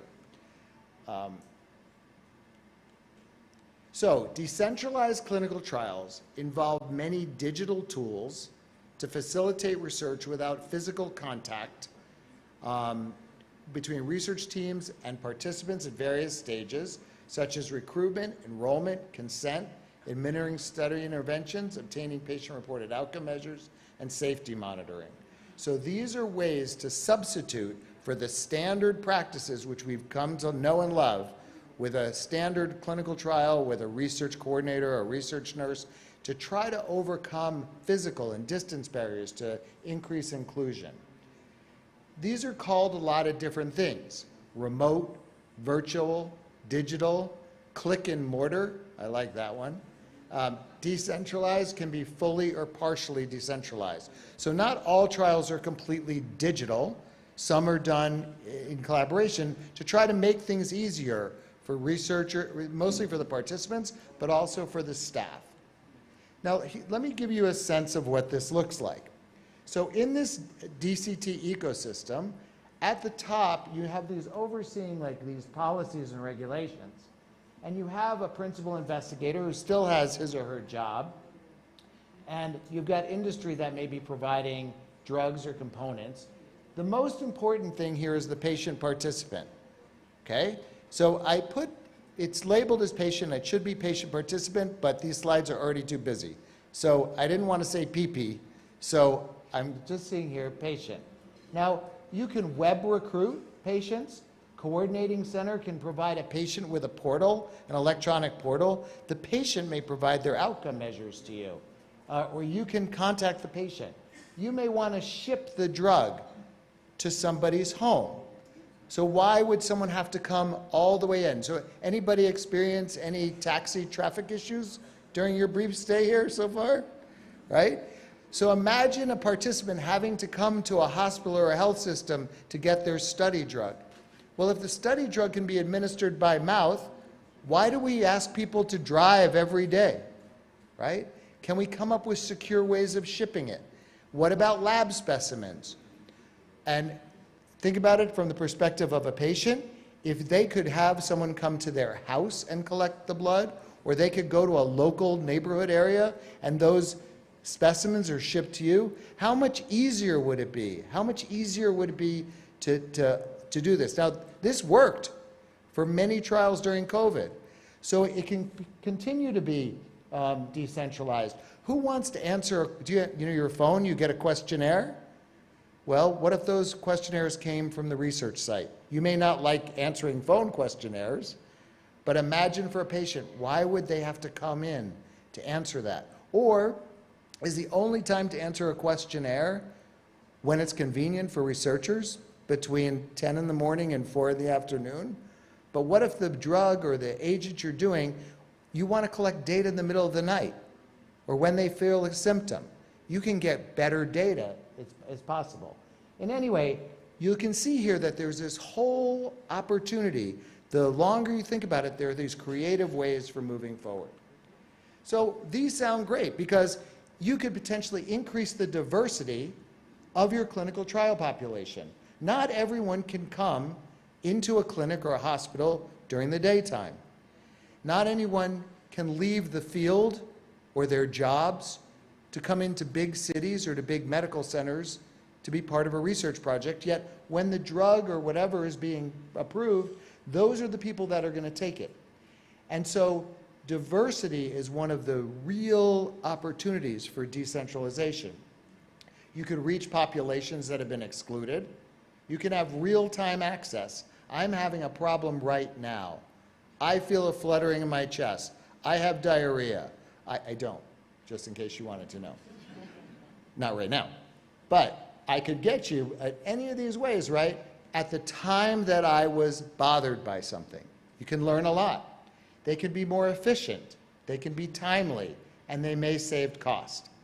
So those sound great. Well, we learned this movement towards decentralization started before the pandemic. But the pandemic, when we had physical distancing, required us to use some of these digital tools. Now, as a physician, if you had ever told me I wasn't going to use a stethoscope, I wasn't going to touch somebody to examine them, that I would be on a tiny little Zoom screen trying to figure out how to care for people. Now, it wasn't perfect, and sometimes we needed to bring people in, but we learned to do a lot of things. My older mother learned how to get onto the screen to see her kids and grandkids in a hurry. She got pretty fast at it. And if you told her it was a Zoom cocktail hour, she was right on, right? So there's an opportunity there to get involved. Now, the EMA and the US FDA have issued policies or drafts. My moment here isn't to go into those details. You can read all that stuff. You don't need that out of a talk. That's all available, but it started before COVID, and we learned more. So a lot of this information that I'm going to touch on today comes from this article I worked on with my colleagues. It's published in Lancet Digital Health. Please let us know where we've got it wrong and if your experiences are different from what we describe. Now, because this is a conference about ethics, and I always love coming to FERCAP because it marries the ethics and the regulatory and the pieces of it. It's a really nice opportunity. So let me talk about ethics for a second. Now, the standard you probably have heard, right? This is almost a religion in research ethics. Respect for persons, beneficence, and justice. Those are all important. The so-called Belmont principles. There are other principles. There are other ways of thinking about ethics. Globally, there are lots of ways of thinking about these problems. But we have had, at least as a backbone, as a skeleton, we've had these ethics principles which do a lot of good work in research ethics. But at the same time, when we start to employ digital tools, they didn't think about that in Belmont, right? They didn't have digital tools. They had those phones that you would dial, and they had things like this, and you couldn't do anything with a phone, right? You just called people, and sometimes it would work, and sometimes it didn't. So there are digital ethics frameworks, which are also important. Now, the digital ethics frameworks are somewhat new. As we're learning more, has anybody heard about generative AI lately? Right? So it's transformed our need to understand this. This is what the digital ethics frameworks, before the public interest, the global interest in generative AI came out, to try to figure out what's different. You don't go up to ChatGPT and ask for consent. Well, you should, maybe. But all the equipment, the IRB is not going to look at ChatGPT and say, this is what we're going to do. There are ways we might employ digital technologies, but we got to think through the ethical issues of these. And there are multiple approaches. Nobody yet agrees of which one's approach. And there are different approaches that people take, whereas the Belmont principles came out of philosophical discussion. Digital ethics frameworks have come out of both empiric and argumentative approaches. Now, I'm just listing some. This is one compilation of a code of digital ethics that's put together that looks and says, what do we need to think about? You take the standard Belmont principles, you add transparency, but in there you want to think about a bunch of other ethical principles that are important to figuring out, are people going to be better or worse off from using their phones or to have their data used in electronic ways? There's no one way that's completely shared, or there's no consensus about it, but it's really critical to know. All right, let's get into the weeds a little bit and out of those philosophical clouds. Ground us in this. The ethics of DCTs have three broad categories: patient safety and rights, research integrity, and enhanced oversight. So if you look at this really busy slide, what you see is the orange things are patient safety and rights, the green are scientific validity, and the blue are oversight. All of this is important. We'll do them one at a time. When we're thinking about advancing participant safety and rights, we want to think about these four issues that relate to decentralization. So this goes in addition to what you would do on an IRB or as an investigator or a sponsor: physical safety, privacy, consent, and well-being. So here is it. Is it safe to deliver the investigational product or intervention remotely? Let's say that you have a cream that someone's using for a skin trial. It should be pretty safe to put that cream on at home. How about taking a pill? Maybe it depends on the size of the pill. Now, would you want someone to have intravenous chemotherapy for cancer at home? No, right? So what you want to look at is it safe in this instance to do it? Is this something that can be self-administered? There are certain things we ask people to do. Did you ever think pre-COVID that you would be sticking swabs up your own nose and doing little test kits? Everybody got to learn how to do these things, right? Those are fairly safe. You can hurt yourself with one of those Q-tips, right? But there are things you can't do to yourself. Has safety information been provided to the participant? Is there online help available? I'm having trouble figuring out how this thing works, like this home injector kit, right? People with diabetes around the world can give themselves insulin. So how come clinical trial participants can't, right? But they need help. They need advice. They need to learn how to do it. Can specimens be collected safely? There's certain specimens you can collect safely. You spit in a cup. You pee in a cup. There are other specimens you want to take your own blood. You're not going to take your own spinal fluid. So you want to think about it. Are wearable devices and other digital equipment used by the participants in the study validated for clinical use? How many steps did you do today? How many people have looked at their phone to see how many steps, right? Is that valid? Is that good enough for clinical trial? So you want to make sure that the apps themselves are okay. How do we monitor adverse events? And do participants have some way to get medical consultation for something goes wrong? I'm going to pick up speed here for a little bit in the interest of time, right? How much you want me done? After that, I think it's 5 minutes. Okay, great. I didn't know what that little ringing thing went. I didn't know if it was, if she had an interesting phone. Someone was calling. Maybe she's going to tell us what's for lunch. Okay, so for privacy issues, really, really important. Do digital devices, such as wearable devices, carry any data security risks, right? So as you're transmitting the data from your phone to the trial site, is it only limited to those data? Or are they getting your contacts or your photos or whatever videos you watched? Has a privacy impact assessment been done? Are the data encrypted? Have appropriate measures been taken to minimize the intrusiveness of data collection? So it's one thing to ask people to do all these things at home, but it can be very intrusive, especially if you're not familiar with digital technologies. My generation texts, but with one finger.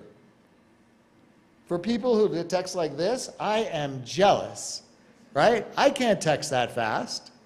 And my mother texts like this, right? But we have to learn to do that if we have access to these technologies at all. Consent. Is the electronic consent process based on accepted standards? How do we make sure it's really you and not your dog or your cat that answered the hit the button on your phone? How do we make sure it's really you? How do we make sure that your decision's really voluntary? If you're a kid at home and your mother says, just answer that thing on your phone and say yes, that's your assent process. Are electronic consents accepted in different jurisdictions? And how do we make sure that that information is comprehensive and understandable? Sometimes what you get on your phone or your tablet is much more understandable than a lecture you hear, right? So you may want to just go to that instead of listening to the little guy. Okay. Well-being. Does the study rely on reasonable participant at home in the clinic? We know they got it. It's also intrusive to say, okay, I want to do directly observed video observation of you doing that. Well, that's a little paternalistic or maternalistic, isn't it? But we want to make sure it's there because if we don't get the drug into the participant, we won't know it's happening. Are the data going to be good? And the digital divide is really important. The digital divide is crucial, and this is an especially critical area in low and middle income countries, where the access to these, predicated on things like a cell phone. You may have cell phone that allows for calls, but what about your data? Do you have data access? Is there internet capability? In the mountains? In the valley? In the big city? How do we get you a phone? How do we make sure that that phone is not stolen? How do we make sure that you're able to use these tools that are so important? In enhancing oversight, we want to make sure we do privacy assessments. We want to check, are those phones safe? Are the data going to be encrypted? Are they okay? Are these things together going to be adequate? Are there stopping rules related to that? And how do we make sure our IRBs and DSMBs have expertise in the digital components in addition to the medical and scientific ones? The MRCT in Boston has just released their special report on IRB and EC considerations for DCT review. You may want to take a look at. It's in addition to the ethics piece. This really grounds them in the practical work of IRBs. So here they talk through those things. So what I hope I've shown you, and I sped up a little bit in our interest of time, and I hope that didn't obscure the meaning, and you got some of what I was hoping to say. DCTs provide unique opportunities for enhancing clinical trials, but they can be associated with an array of ethics issues that have to be addressed for them to meet their promises, right? I told you about these promises, but we want to make sure we're not getting poor data, that we're getting good data, we're not burdening participants in the process of doing it, and that we fairly have access in areas where there may not be the kinds of infrastructures that are necessary to do a decentralized trial. The ethical principles of research ethics are necessary, but they're arguably insufficient to fulfill this task. We need to get better at digital ethics as we've started to think through with all the issues of generative AI. And what we really need to hear is successful approaches to how these trials are navigated. We need them from developed, high-income countries, low and middle-income countries. We want to know, how'd you fix the digital divide? We have a big digital divide in the United States. How did you fix these issues about access to safe water for administration of study product? How did you fix security of cell phones when people are in marginal situations where they can't get through the day? What happens when the power goes out and they're unable to access these materials? Does that tank our trial? What are the backup systems, right? So there are going to be so many things that are going to go right and so many things that are going to go wrong. That doesn't mean we have to say, oh, these aren't good anymore. You know what engineers do is when a bridge falls down, engineers get excited. They have a party. The bridge fell, the plane fell out of the sky. They all get excited. They run together. You know why? Because they realize when something falls or something breaks, they can learn from it so that the next bridge, the next plane is better, right? In research ethics, we should not be embarrassed when things go wrong. We should look and say, what went wrong, and how can we make a better bridge, a better research project? So we have to hear those stories. We don't want to have disasters, and that's what I'm saying, but we can learn, and we can only learn together if we share that information transparently. Thanks for your attention. I think Jeremy has explained some of opportunities that we have for this DCT. If we have more time, I would really enjoy your talk, and I think it's a subject that we really have to understand it. Besides all those benefits that we can see, he already mentioned about all sorts of the challenge that we have, particularly in the country like ours. But I imagine that in a high-income country also we'll be facing with many of those challenges. Anybody have any question? Yes, maybe please, in the back.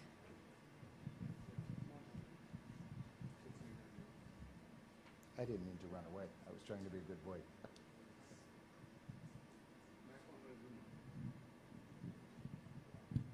It's on. Yep. Hello, Dr. Jeremy. Hello, Dr. Jeremy. I'm Anip Joshi. I am Member Secretary of Institutional Review Board of National Academy of Medical Sciences in Kathmandu. Low resource setting. So how do you think we should, as Institutional Review Board, capacitate ourselves to oversee these kind of decentralized trials? Great. So just in case you couldn't hear completely, the question was, in a low resource setting, how can the IRB get prepared to review these sorts of issues? So one thing, the article that I showed you outlines the range of issues in a more careful way because they're all laid out there. And the MRCT guidance document has a list of considerations.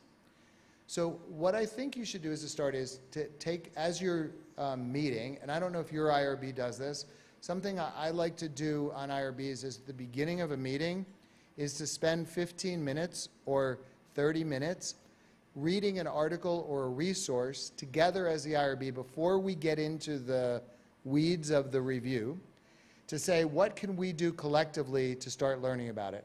And if you have a little bit of that background before you get your first protocol that involves it, at least the committee and the reviewers will know, there's some unique considerations.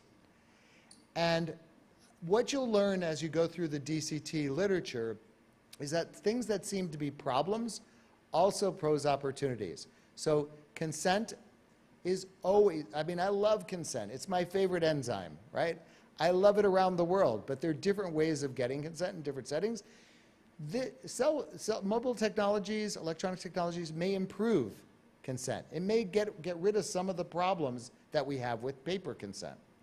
It may get away from the bias of, say, recruitment. If I recruit you, like I've noticed that some people, some clinical research personnel, they're very good at recruiting people, and others are not.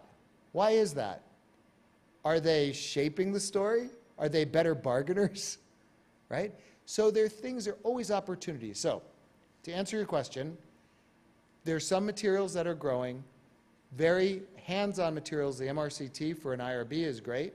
Review them briefly and then say, do we have adequate expertise on our IRB to review this? Most IRB members, classically, don't have as much background in these technologies and mobile technologies, but there are lots of people around who do. And I would talk to novel players. You could ask the manufacturers of cell phones or the providers. Do you have someone who could be on service desk? They want to have you use their materials. Tell us about the standards, things like that. Does that help? Okay, great. Thank you. I think it's a very burning question. I know. I mean, if it's a very important one, then you can ask, because he's going to be leaving tonight, so he's going to be around, not going to be around to answer the question. So please, I give you one question.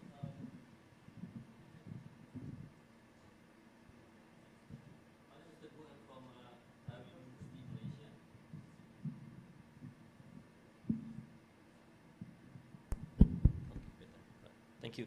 Thanks, Jeremy. My name is Teguh. I'm from IMU University, Malaysia.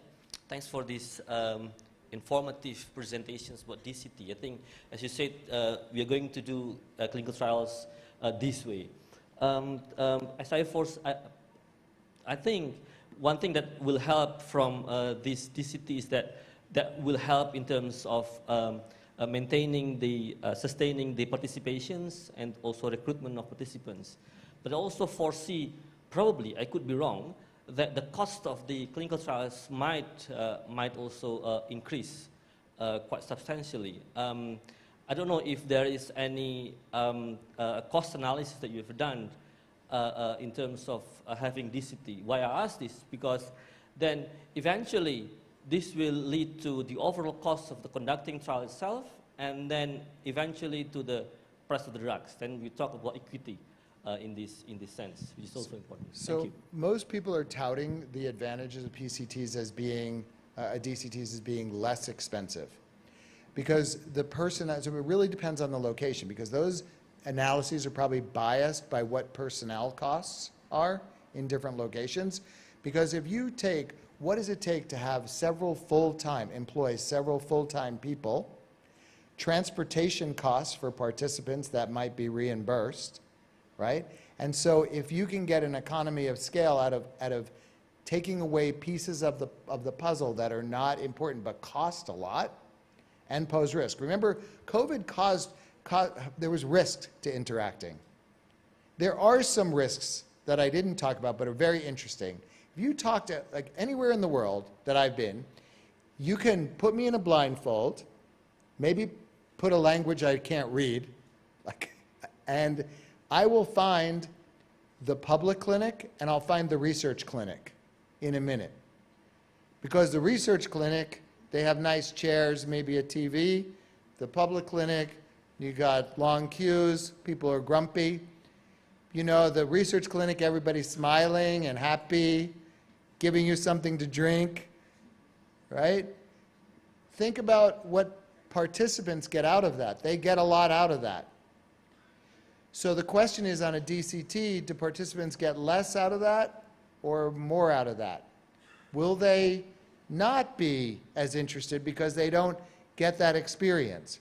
So there are all sorts of costs, right? But generally from an economic cost, the economic cost is typically calculated as lower, right?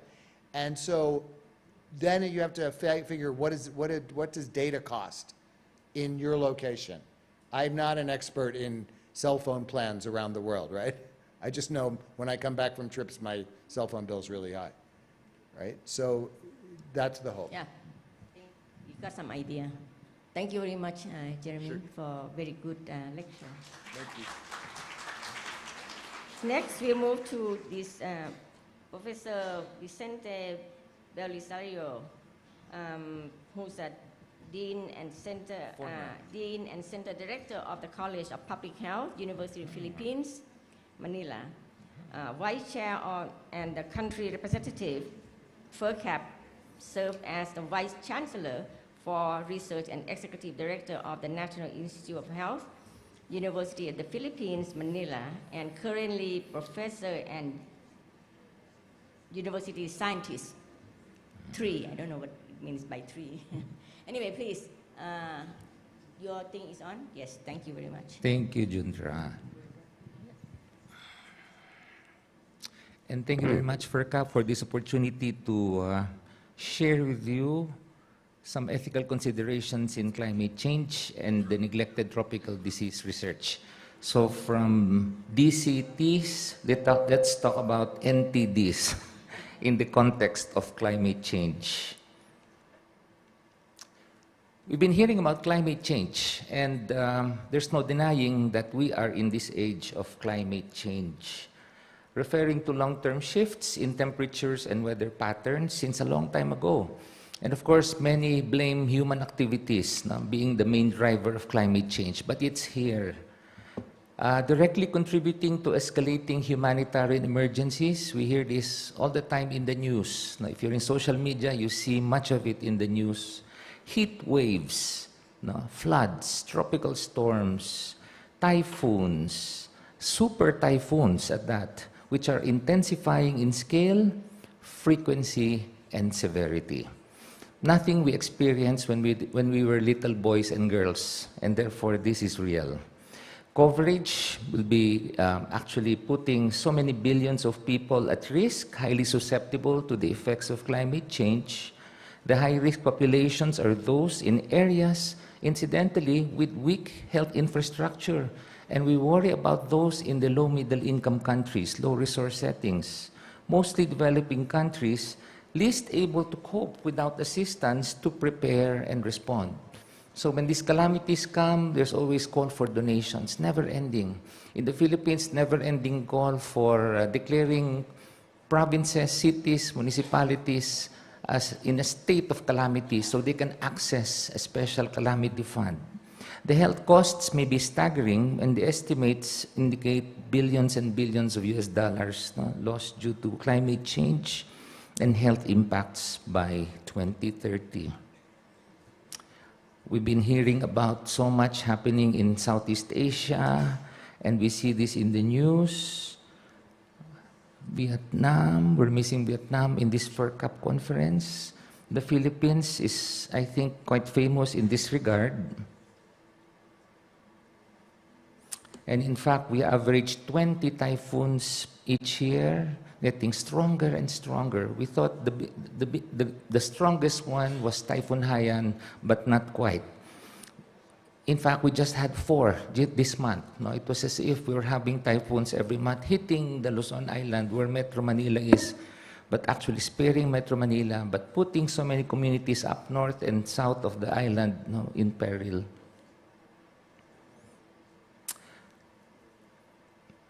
And so climate change no, and health are actually intertwined.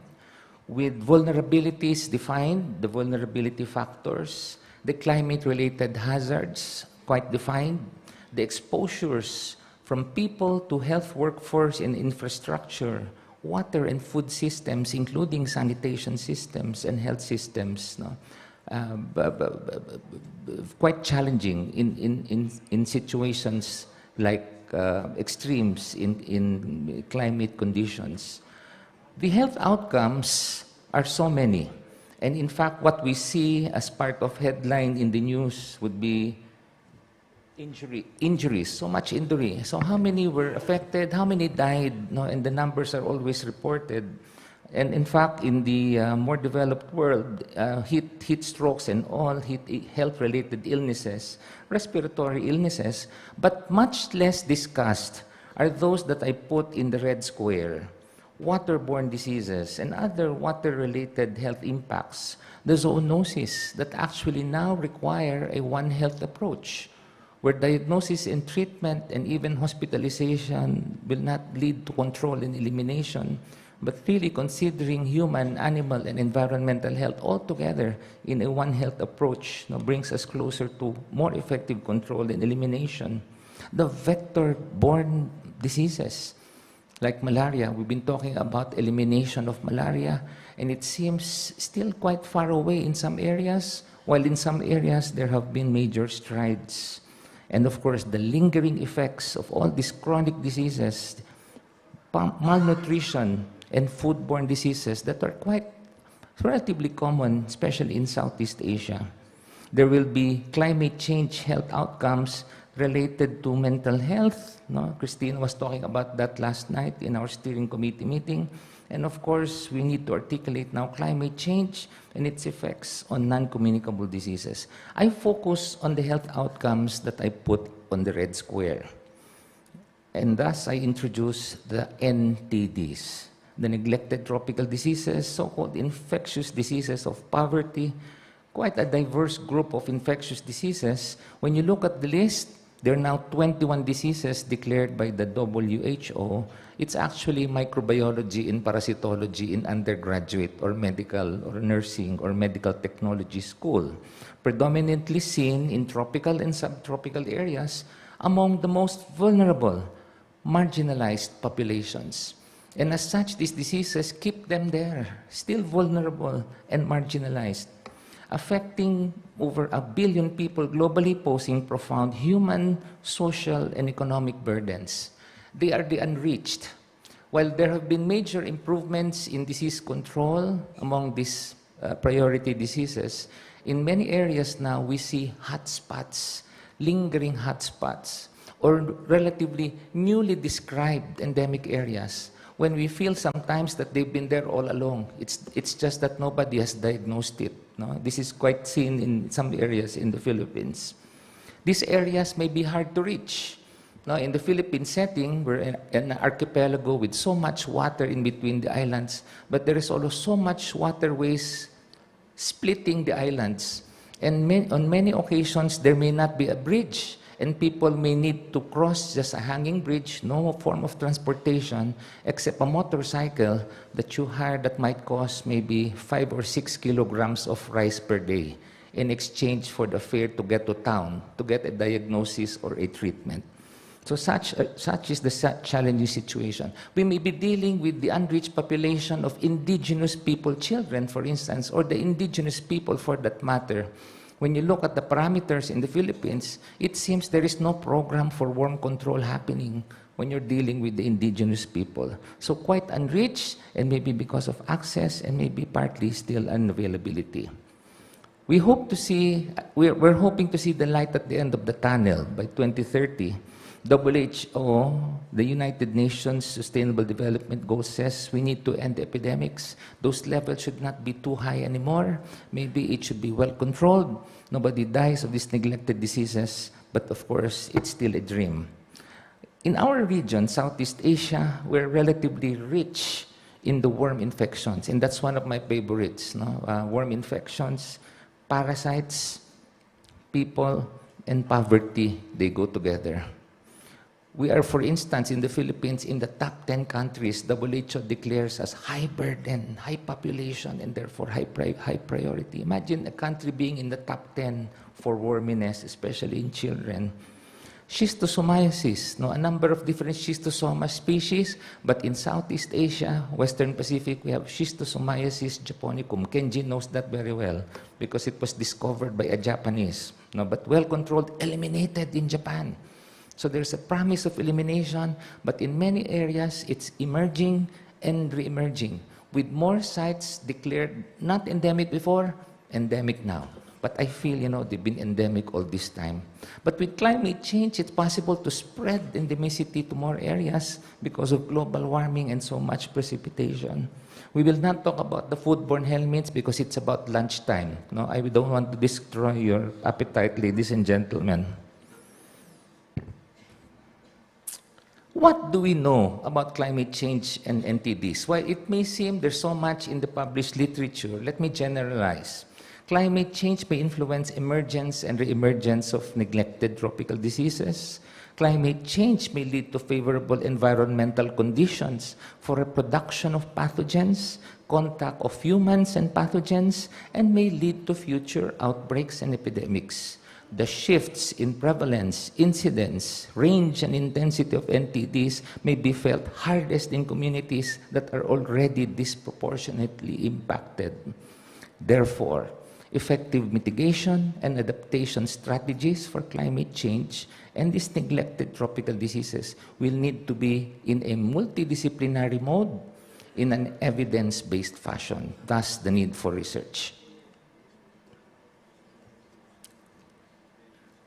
The interactions between climate environment, to include animals now in the environment, and human behavior requires a multidisciplinary approach due to its complex nature. There are huge data gaps. There's so much still we don't know. Limited understanding of how climate change might impact NTDs. There is, in fact, competing priorities for the health system. Addressing climate change requires resources that could be used for NTD control. Balancing immediate needs for NTD control with long-term climate change strategies is very much needed. And there are issues that arise, among them these issues of health equity and climate justice. WHO, in its latest TDR strategy launched last year, 2024 to 29, proposes to address these infectious diseases of poverty through the One Health approach, and therefore requiring a multidisciplinary approach in the context of climate change. Where implementation research provides a systematic approach to understanding barriers to effective implementation of health interventions, strategies, and policies. Our goal is to be able to provide the evidence via research to support the policy changes and scale up interventions.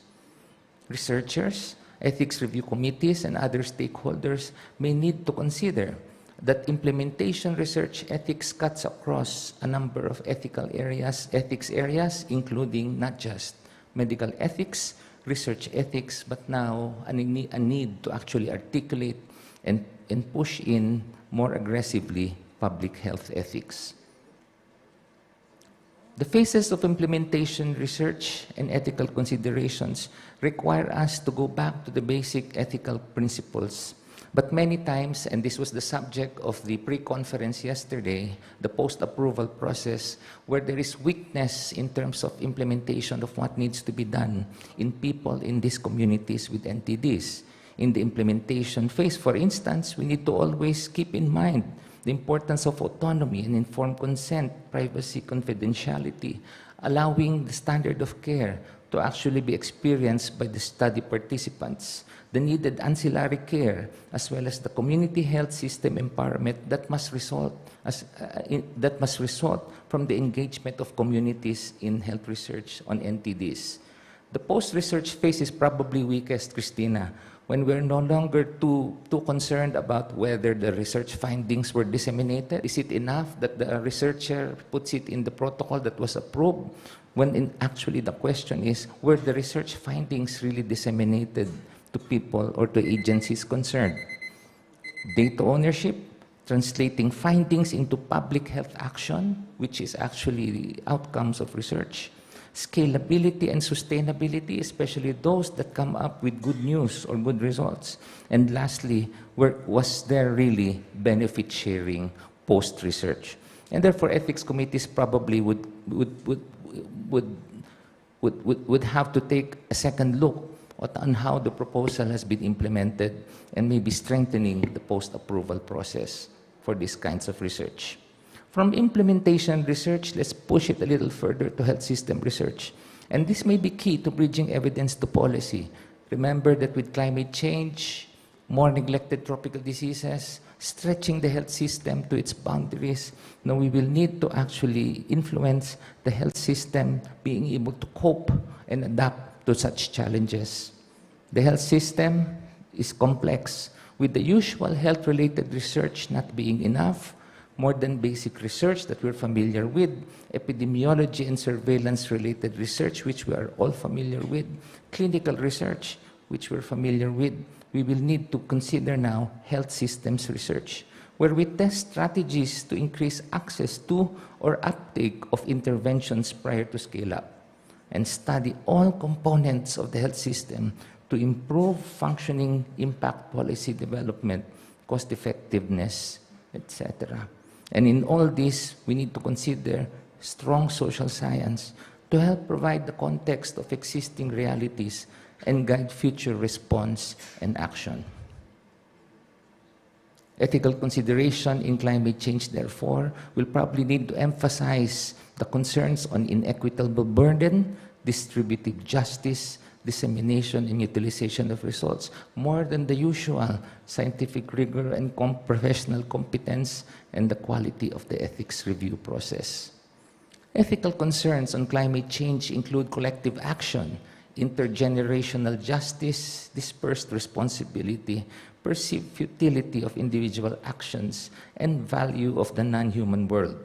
While NTD prevention and control are very much grounded by social justice, solidarity, and health equity, it may be time to marry these ethical concerns in these areas. More discussions, therefore, on climate change and neglected tropical disease, infectious diseases of poverty research are highly recommended to be stimulated by new research that generates new data. In summary, climate change may influence the emergence and re-emergence of neglected tropical diseases, the so-called infectious diseases of poverty, among the most vulnerable, the poorest of the poor, who may be unreached. There's a need for more research and generation of new evidence on the impact of climate change on the neglected diseases for the most appropriate response and action.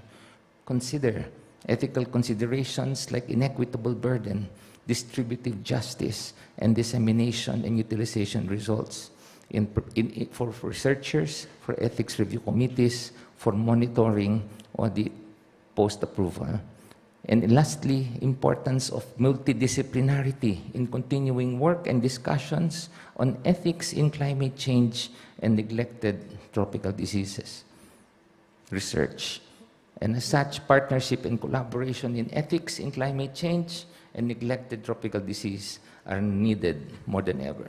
Thank you very much for your kind attention.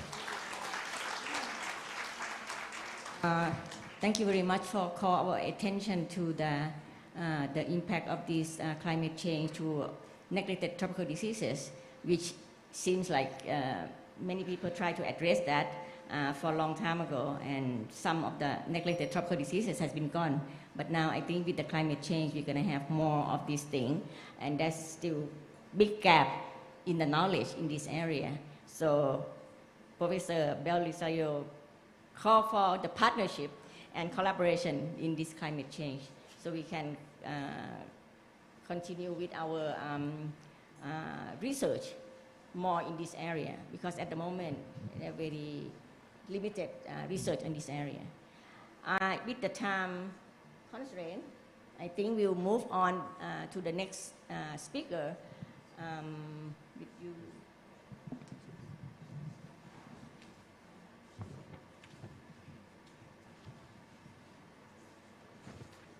We have We have Dr. Tegu Haryo Sasanko, who is Deputy Director of Commercialization and Support Services, Institute for Research, Development and Innovations, IUMI University, Malaysia, and Associate Professor, Department of Human Biology, School of Medicine, IUMI University, Malaysia. He has a number of research activities and there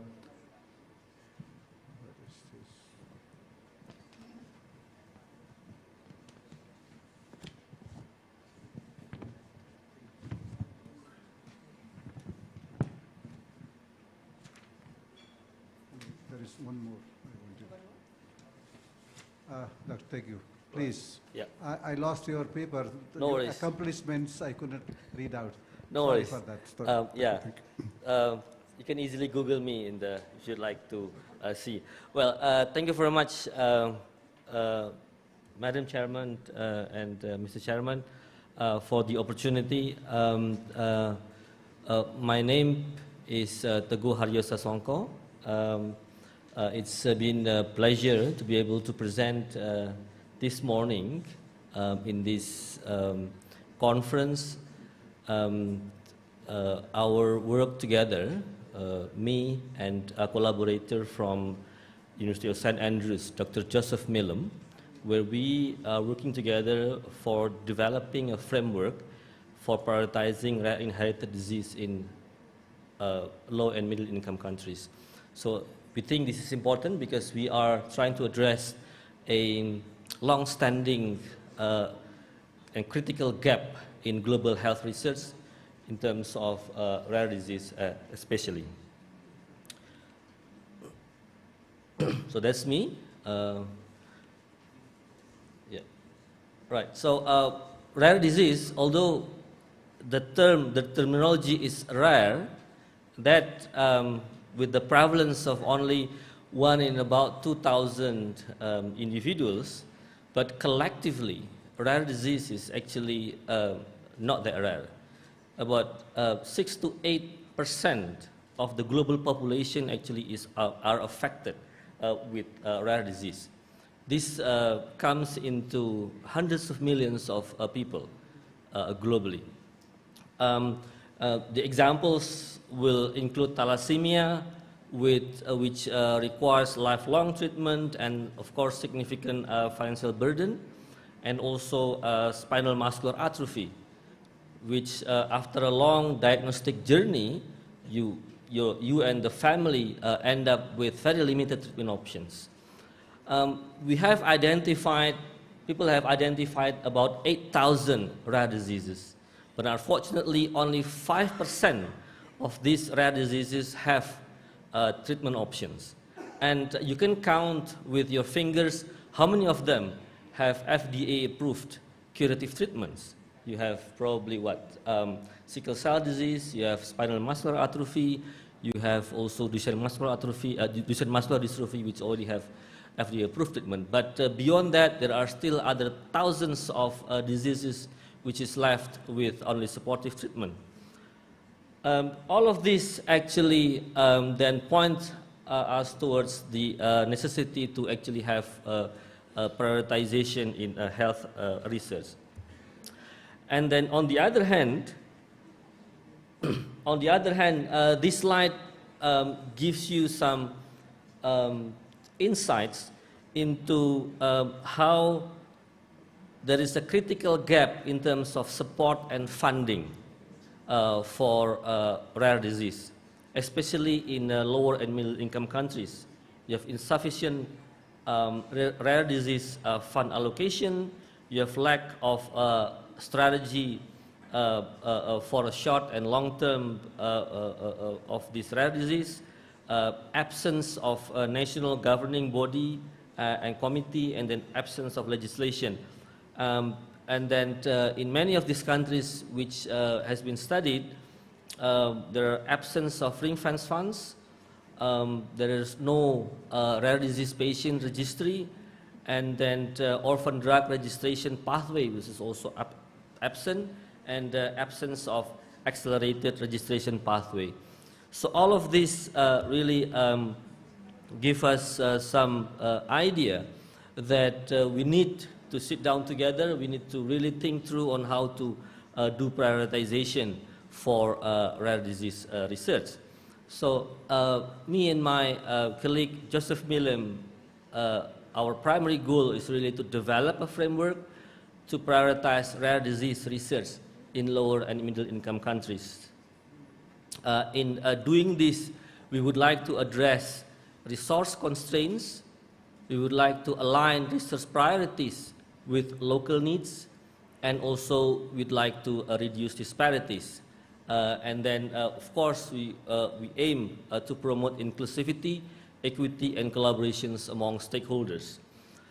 But we are also aware of challenges about limited resources that we have, and then how we should align with local needs, and while at the same time looking ourselves into global disparities. But in the end of the day, we would like to have a framework, we would like to have something that promote inclusivity in our framework, that promote equity, and also international collaborations. This is some early draft of the framework itself.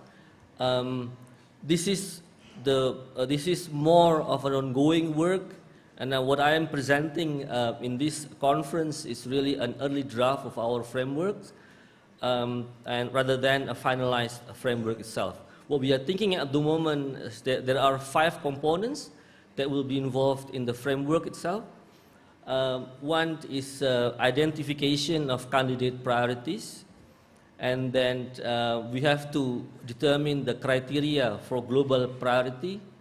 We also have to look at the criteria for local prioritizations, and we'd like to do stakeholder engagements within the process itself, and we also need to look into the insights into international collaborations. With all this, we strive to have evidence-based process that promote inclusivity and adaptability to various contexts. Because in LMIC we have so much context. We have LMICs in Africa, we have LMIC in Southeast Asia, we have LMIC in the Americas, which each of them would present with diverse contexts.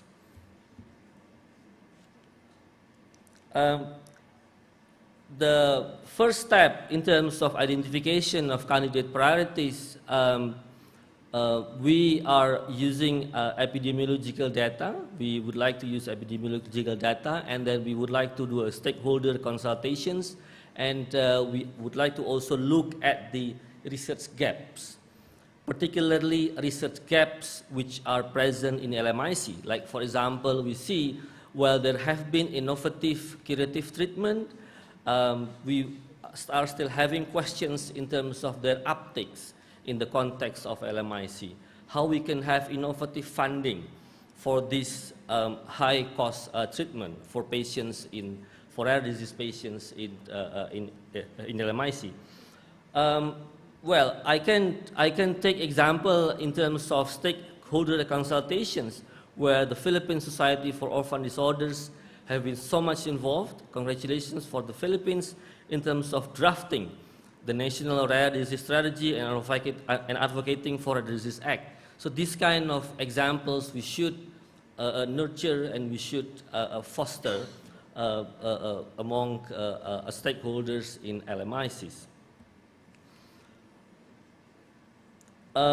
In terms of determining criteria for global prioritization, we are using what we call a severity-weighted disease burden, which is using daily metrics, disability-adjusted life years, and then we also would like to do forecasting of potential disease burdens, because the word forecasting is something which is important, because if we know the burden of disease today, we should also have some forecast about what will be the disease burden in 5 or 10 years when the research outcome really materialize, right? So we tend to actually calculate disease burden presently while we are still just starting the research, and then the research outcome will actually be beneficial only in 5, 10, or even 15 years from now.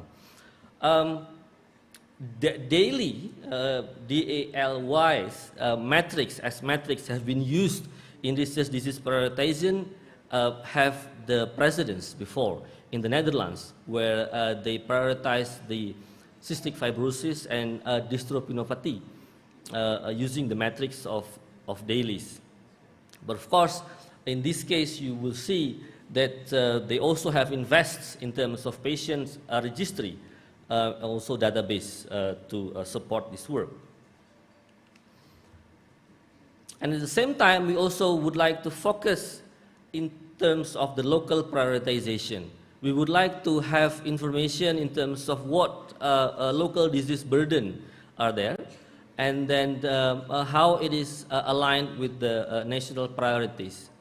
But at the same time, we also would like to we would like to also see what other neighboring LMICs have prioritized, and then what are the multinational and other international profit and non-profit organizations have actually prioritized for that particular country. For example, WHO or other UN bodies have probably certain prioritization for that particular countries.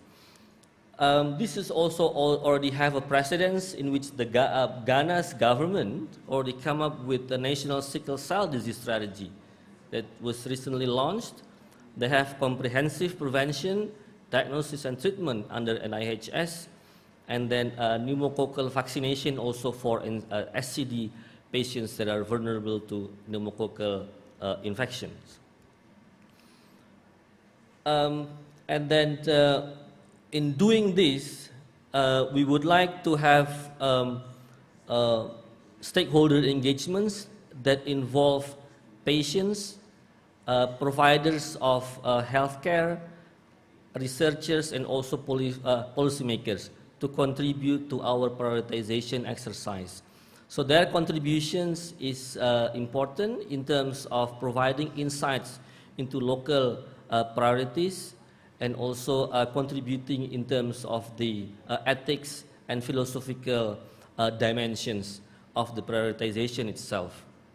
Again, I'm taking example here from the PSOD, which already are very active in advocating for rare disease. And then eventually, we want to take this into the global context of international collaborations by asking questions, actually, what international collaborations have existed, and also what international fundings have actually exists in terms of supporting rare disease ecosystem in many LMICs. We already have that, and we need to have that information as well. And then also what strategies that exist that promote LMIC engagement, such as public-private partnership, and also leveraging on in terms of the international fund or international collaborations. Like for example, here, formally or informally collaborations already happen that promotes, that support studies or research in rare disease itself. We have cross-border genetic screening between various LMIC and HICs already, formally or informally happening itself.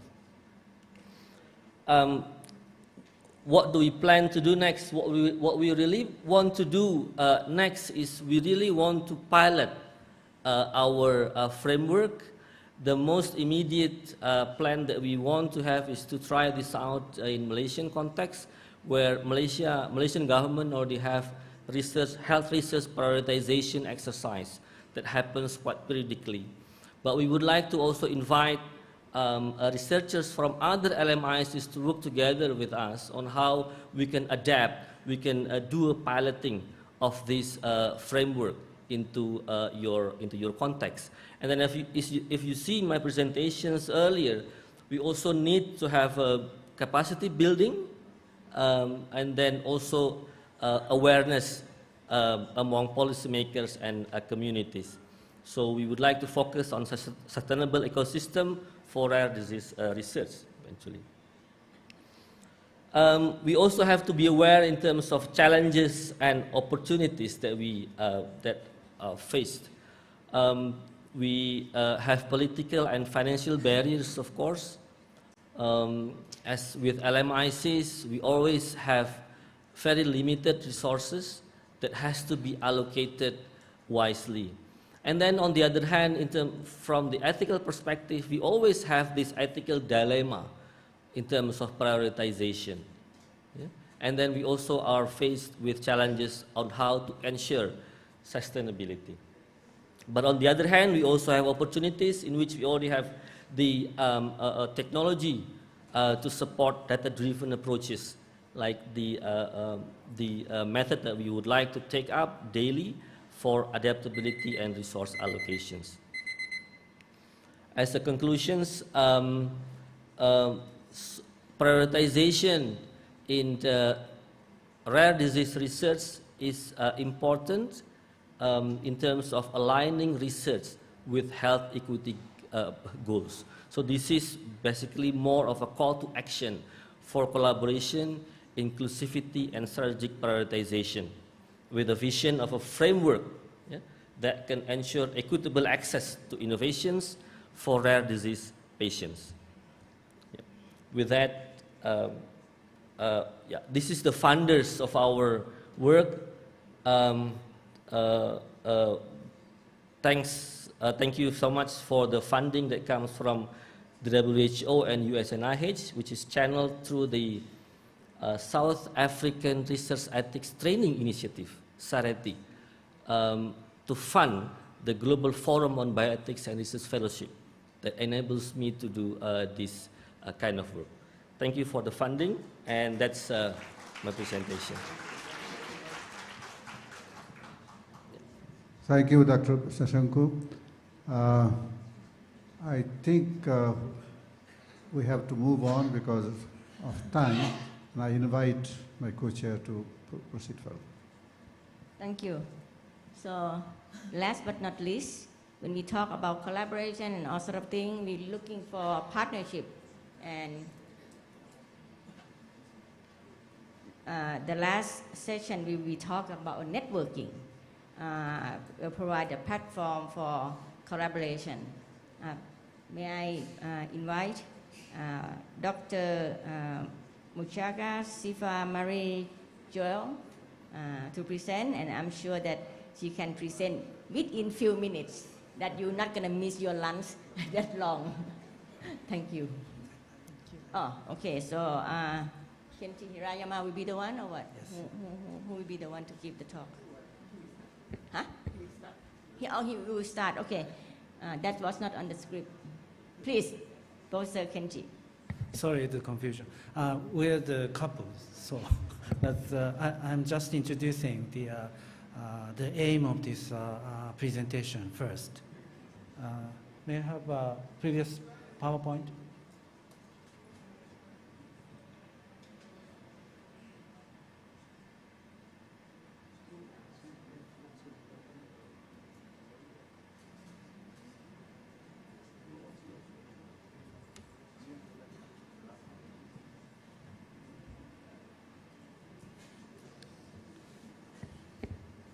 Okay. Okay. So I will just introduce here this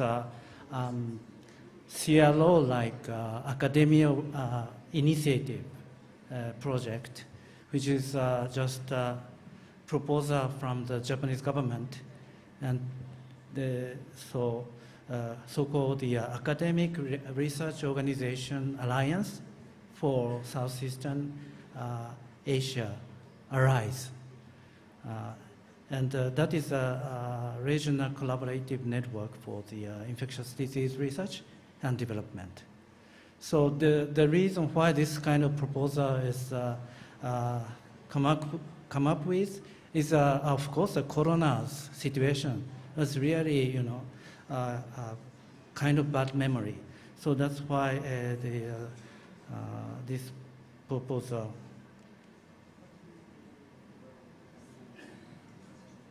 I think maybe. Okay. Okay. Okay.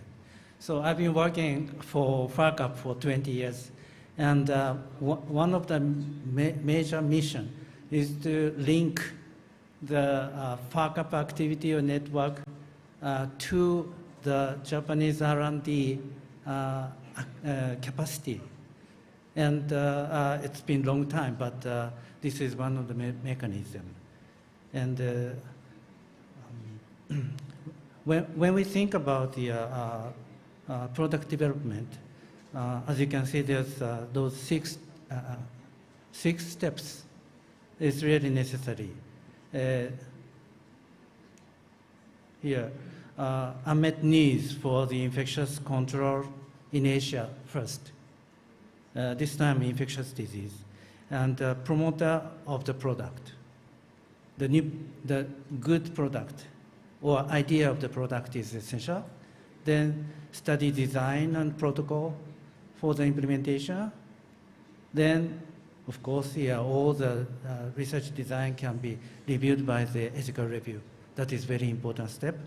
Then, after the approval, the implementation and data management, and finally approved and post-marketing surveillance.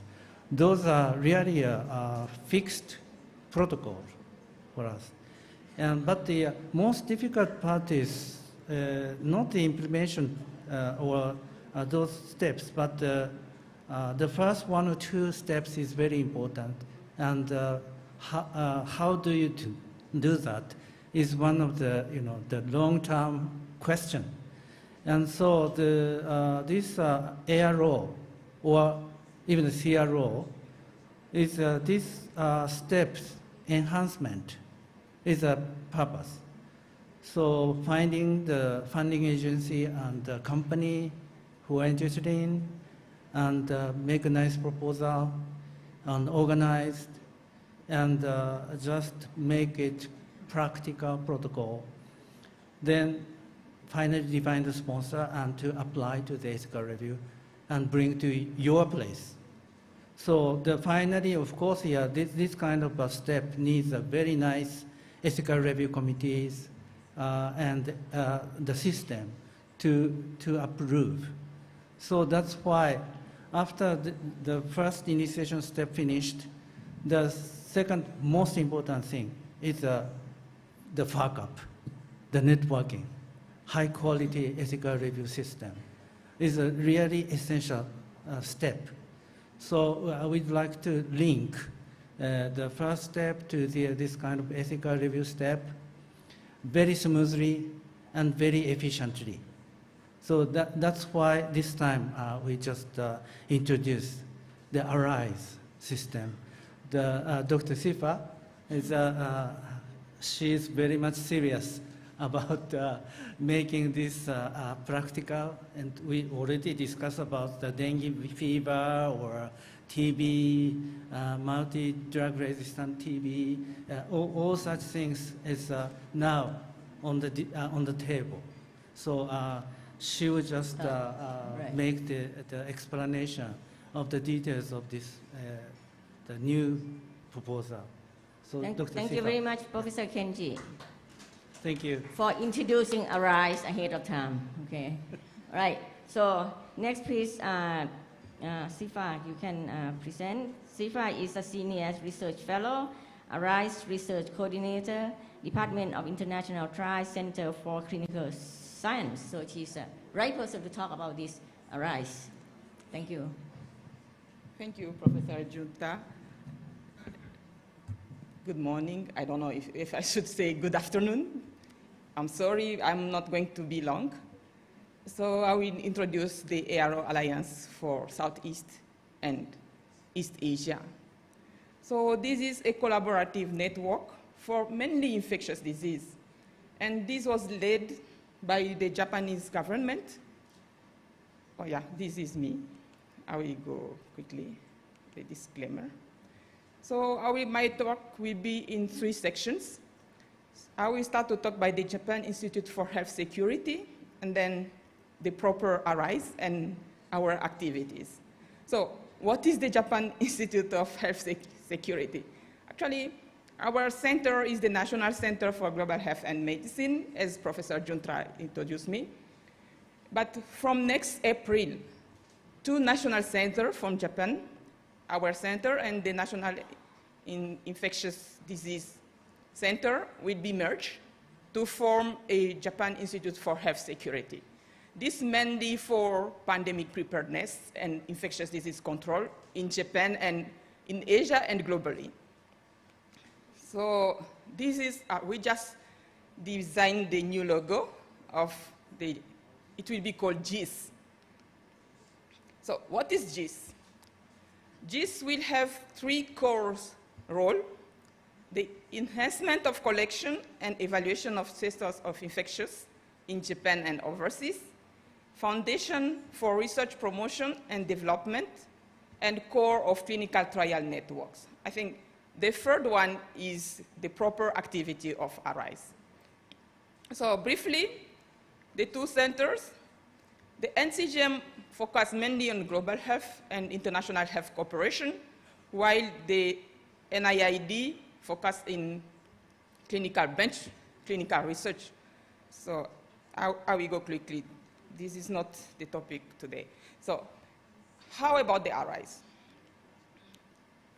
Since 2021, as Professor Hirayama introduced, after the COVID, and I think everyone remember the Diamond Princess cruise, which brought COVID in Japan. So there were a panic, and the Japanese government started to discuss on how to deal with this kind of imported disease and mainly infectious disease. So since 2021, ARISE was established, and it includes 14 members from 6 countries. We have Malaysia, which includes 2 institutions, the Clinical Research Malaysia and the University of Malaya Medical Center. And in Thailand, we have the Faculty of Medicine, Siriraj Hospital, Mahidol University. In the Philippines, the one which is most granted, we have 3 institutions: the University of Philippines, Manila, the Corazon Lancin Montelibano Memorial Regional Hospitals, and the West Visayas State University. So in the Vietnam, we have their main hospital, main national hospital, the Bach Mai Hospital. And then in Indonesia, we have 2 centers, the Faculty of Medicine of the University of Indonesia, Universitas Indonesia, and then we have the Mokhtar Riyadi Institute for Nanotechnology, which include also the Siloam Group hospitals. So from Japan, starting by Nagasaki University, Professor Hirayama is the representative of Nagasaki University. Our center, the National Center for Global Health and Medicine, which will become GIS. And then the Kyushu University, the International University of Welfare, and Osaka University. So these 14 institutions collaborate together on R&D for infectious disease control, and mainly doing the role of kind of clinical research organization, but led by academic, that we call it ARO, Academic Research Organization. So we also have representative offices in some of our partners institutions in the Philippines, in Thailand, in Indonesia, and in Vietnam. So inside of the NCGM, the Center for Clinical Science is in charge of this ARISE, and then 2 departments, together with our partners, we decided to deliver and ensure quality international clinical trials. So when it comes to international clinical trials, I think you can understand that we have multiple review, multiple ethical committee, multiple regulatory with very differences. So these are our big challenges. So I think that is not today's topic. Today is just introducing ARISE. If you want to discuss more, we can discuss after this. So we also have international collaboration, global partners, and other clinical trial stakeholders. And then other funding agency. Mainly for Japan, we have the AMED, the Japan Agency for Medical Research and Development, and we have also the JHIT funding. And also in ASEAN, we have collaboration with AREA. So together with our global partner, we promote international infectious disease trials in Asia with other global stakeholders. So what are our goals? We have three main goals: to ensure integrity, safety, ethical, and quality of investigator-initiated clinical trials. Since yesterday we had the pre-conference, we understand that IIT is kind of still new in our setting. Even for ethical review, we still need to learn more. And we advocate to make our all effort to promote researchers from academia, because these are the poor people. They don't have money like the sponsors, like the companies, and they need more support.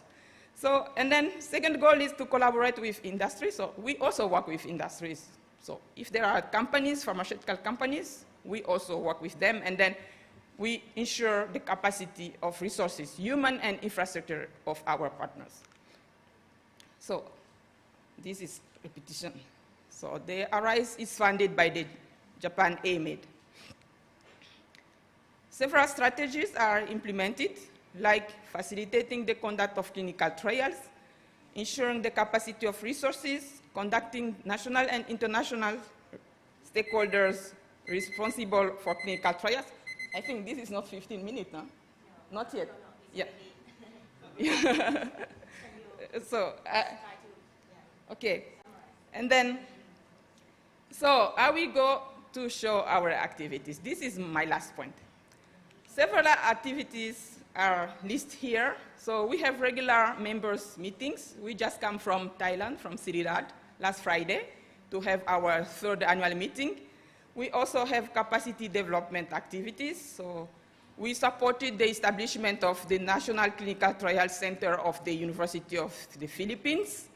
And then we also continuously train our members. And we provide clinical consultation for Japanese pharmaceutical companies who would like to extend their product development in Asia. And then we conduct the International Infectious Disease Forum annually. So these are several projects that were already implemented in some of our partners' countries.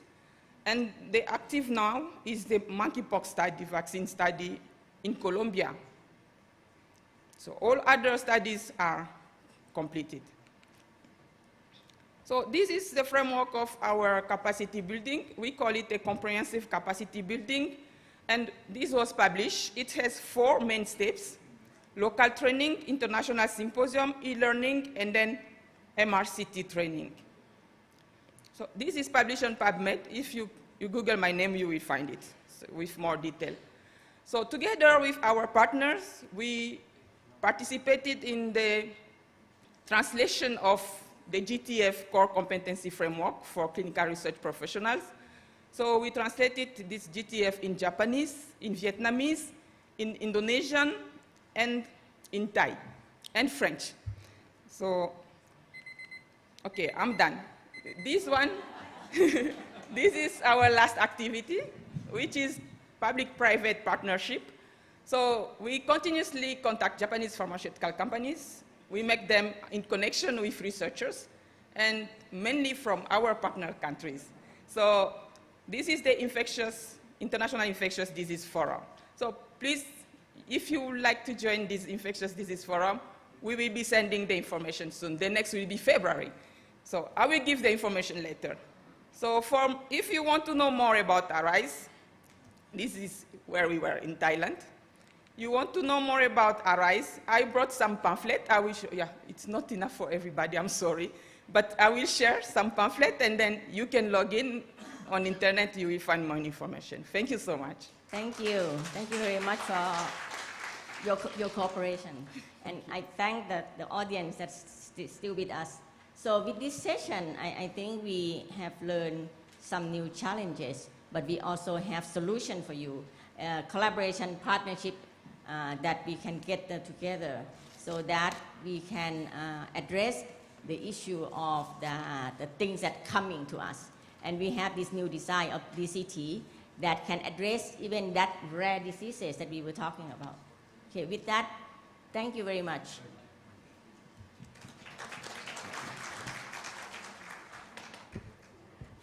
Thank you all. Now, as a gesture of appreciation, may I kindly request our chairs to provide token of love to the presenter of this session. I request NHRC staff to be with token of love. And to receive the token of love, I would kindly request Dr. Pramod Joshi, Member Secretary, Executive Chief of NHRC in the dais.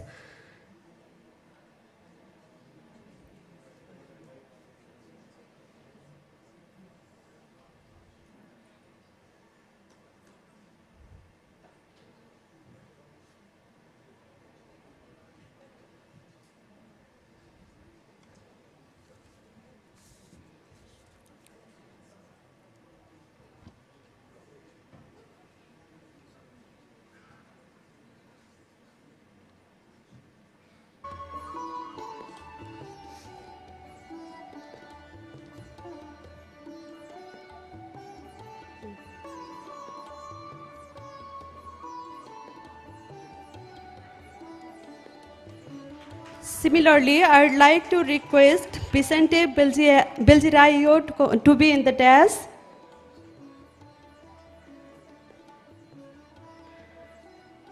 I'd like to call Tegu Hario Sasanko.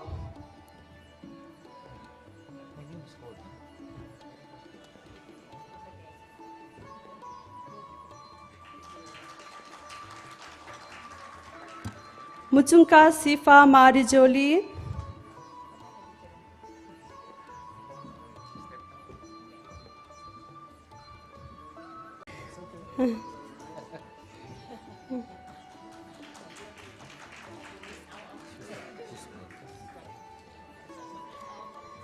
Now, I would like to request our session chairs and presenters to join the stage for the group photo.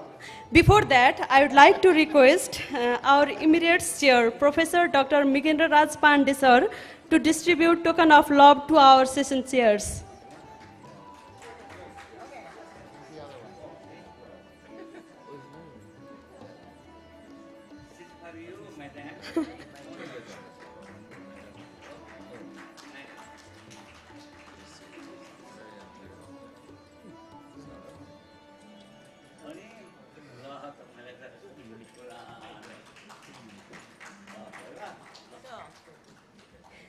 Thank you. Now I'd like to request you all, presenters and session chairs, including our immediate chair, Professor Dr. Migendra Raj Pandey sir, to join the stage for the group photo.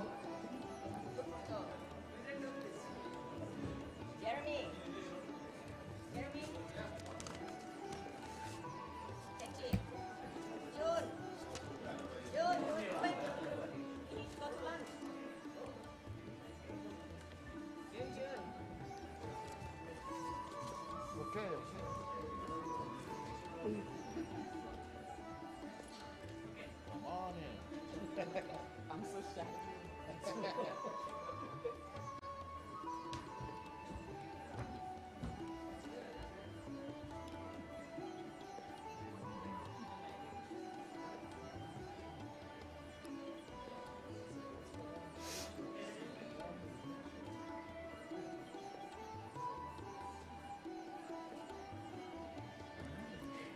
Thank you all.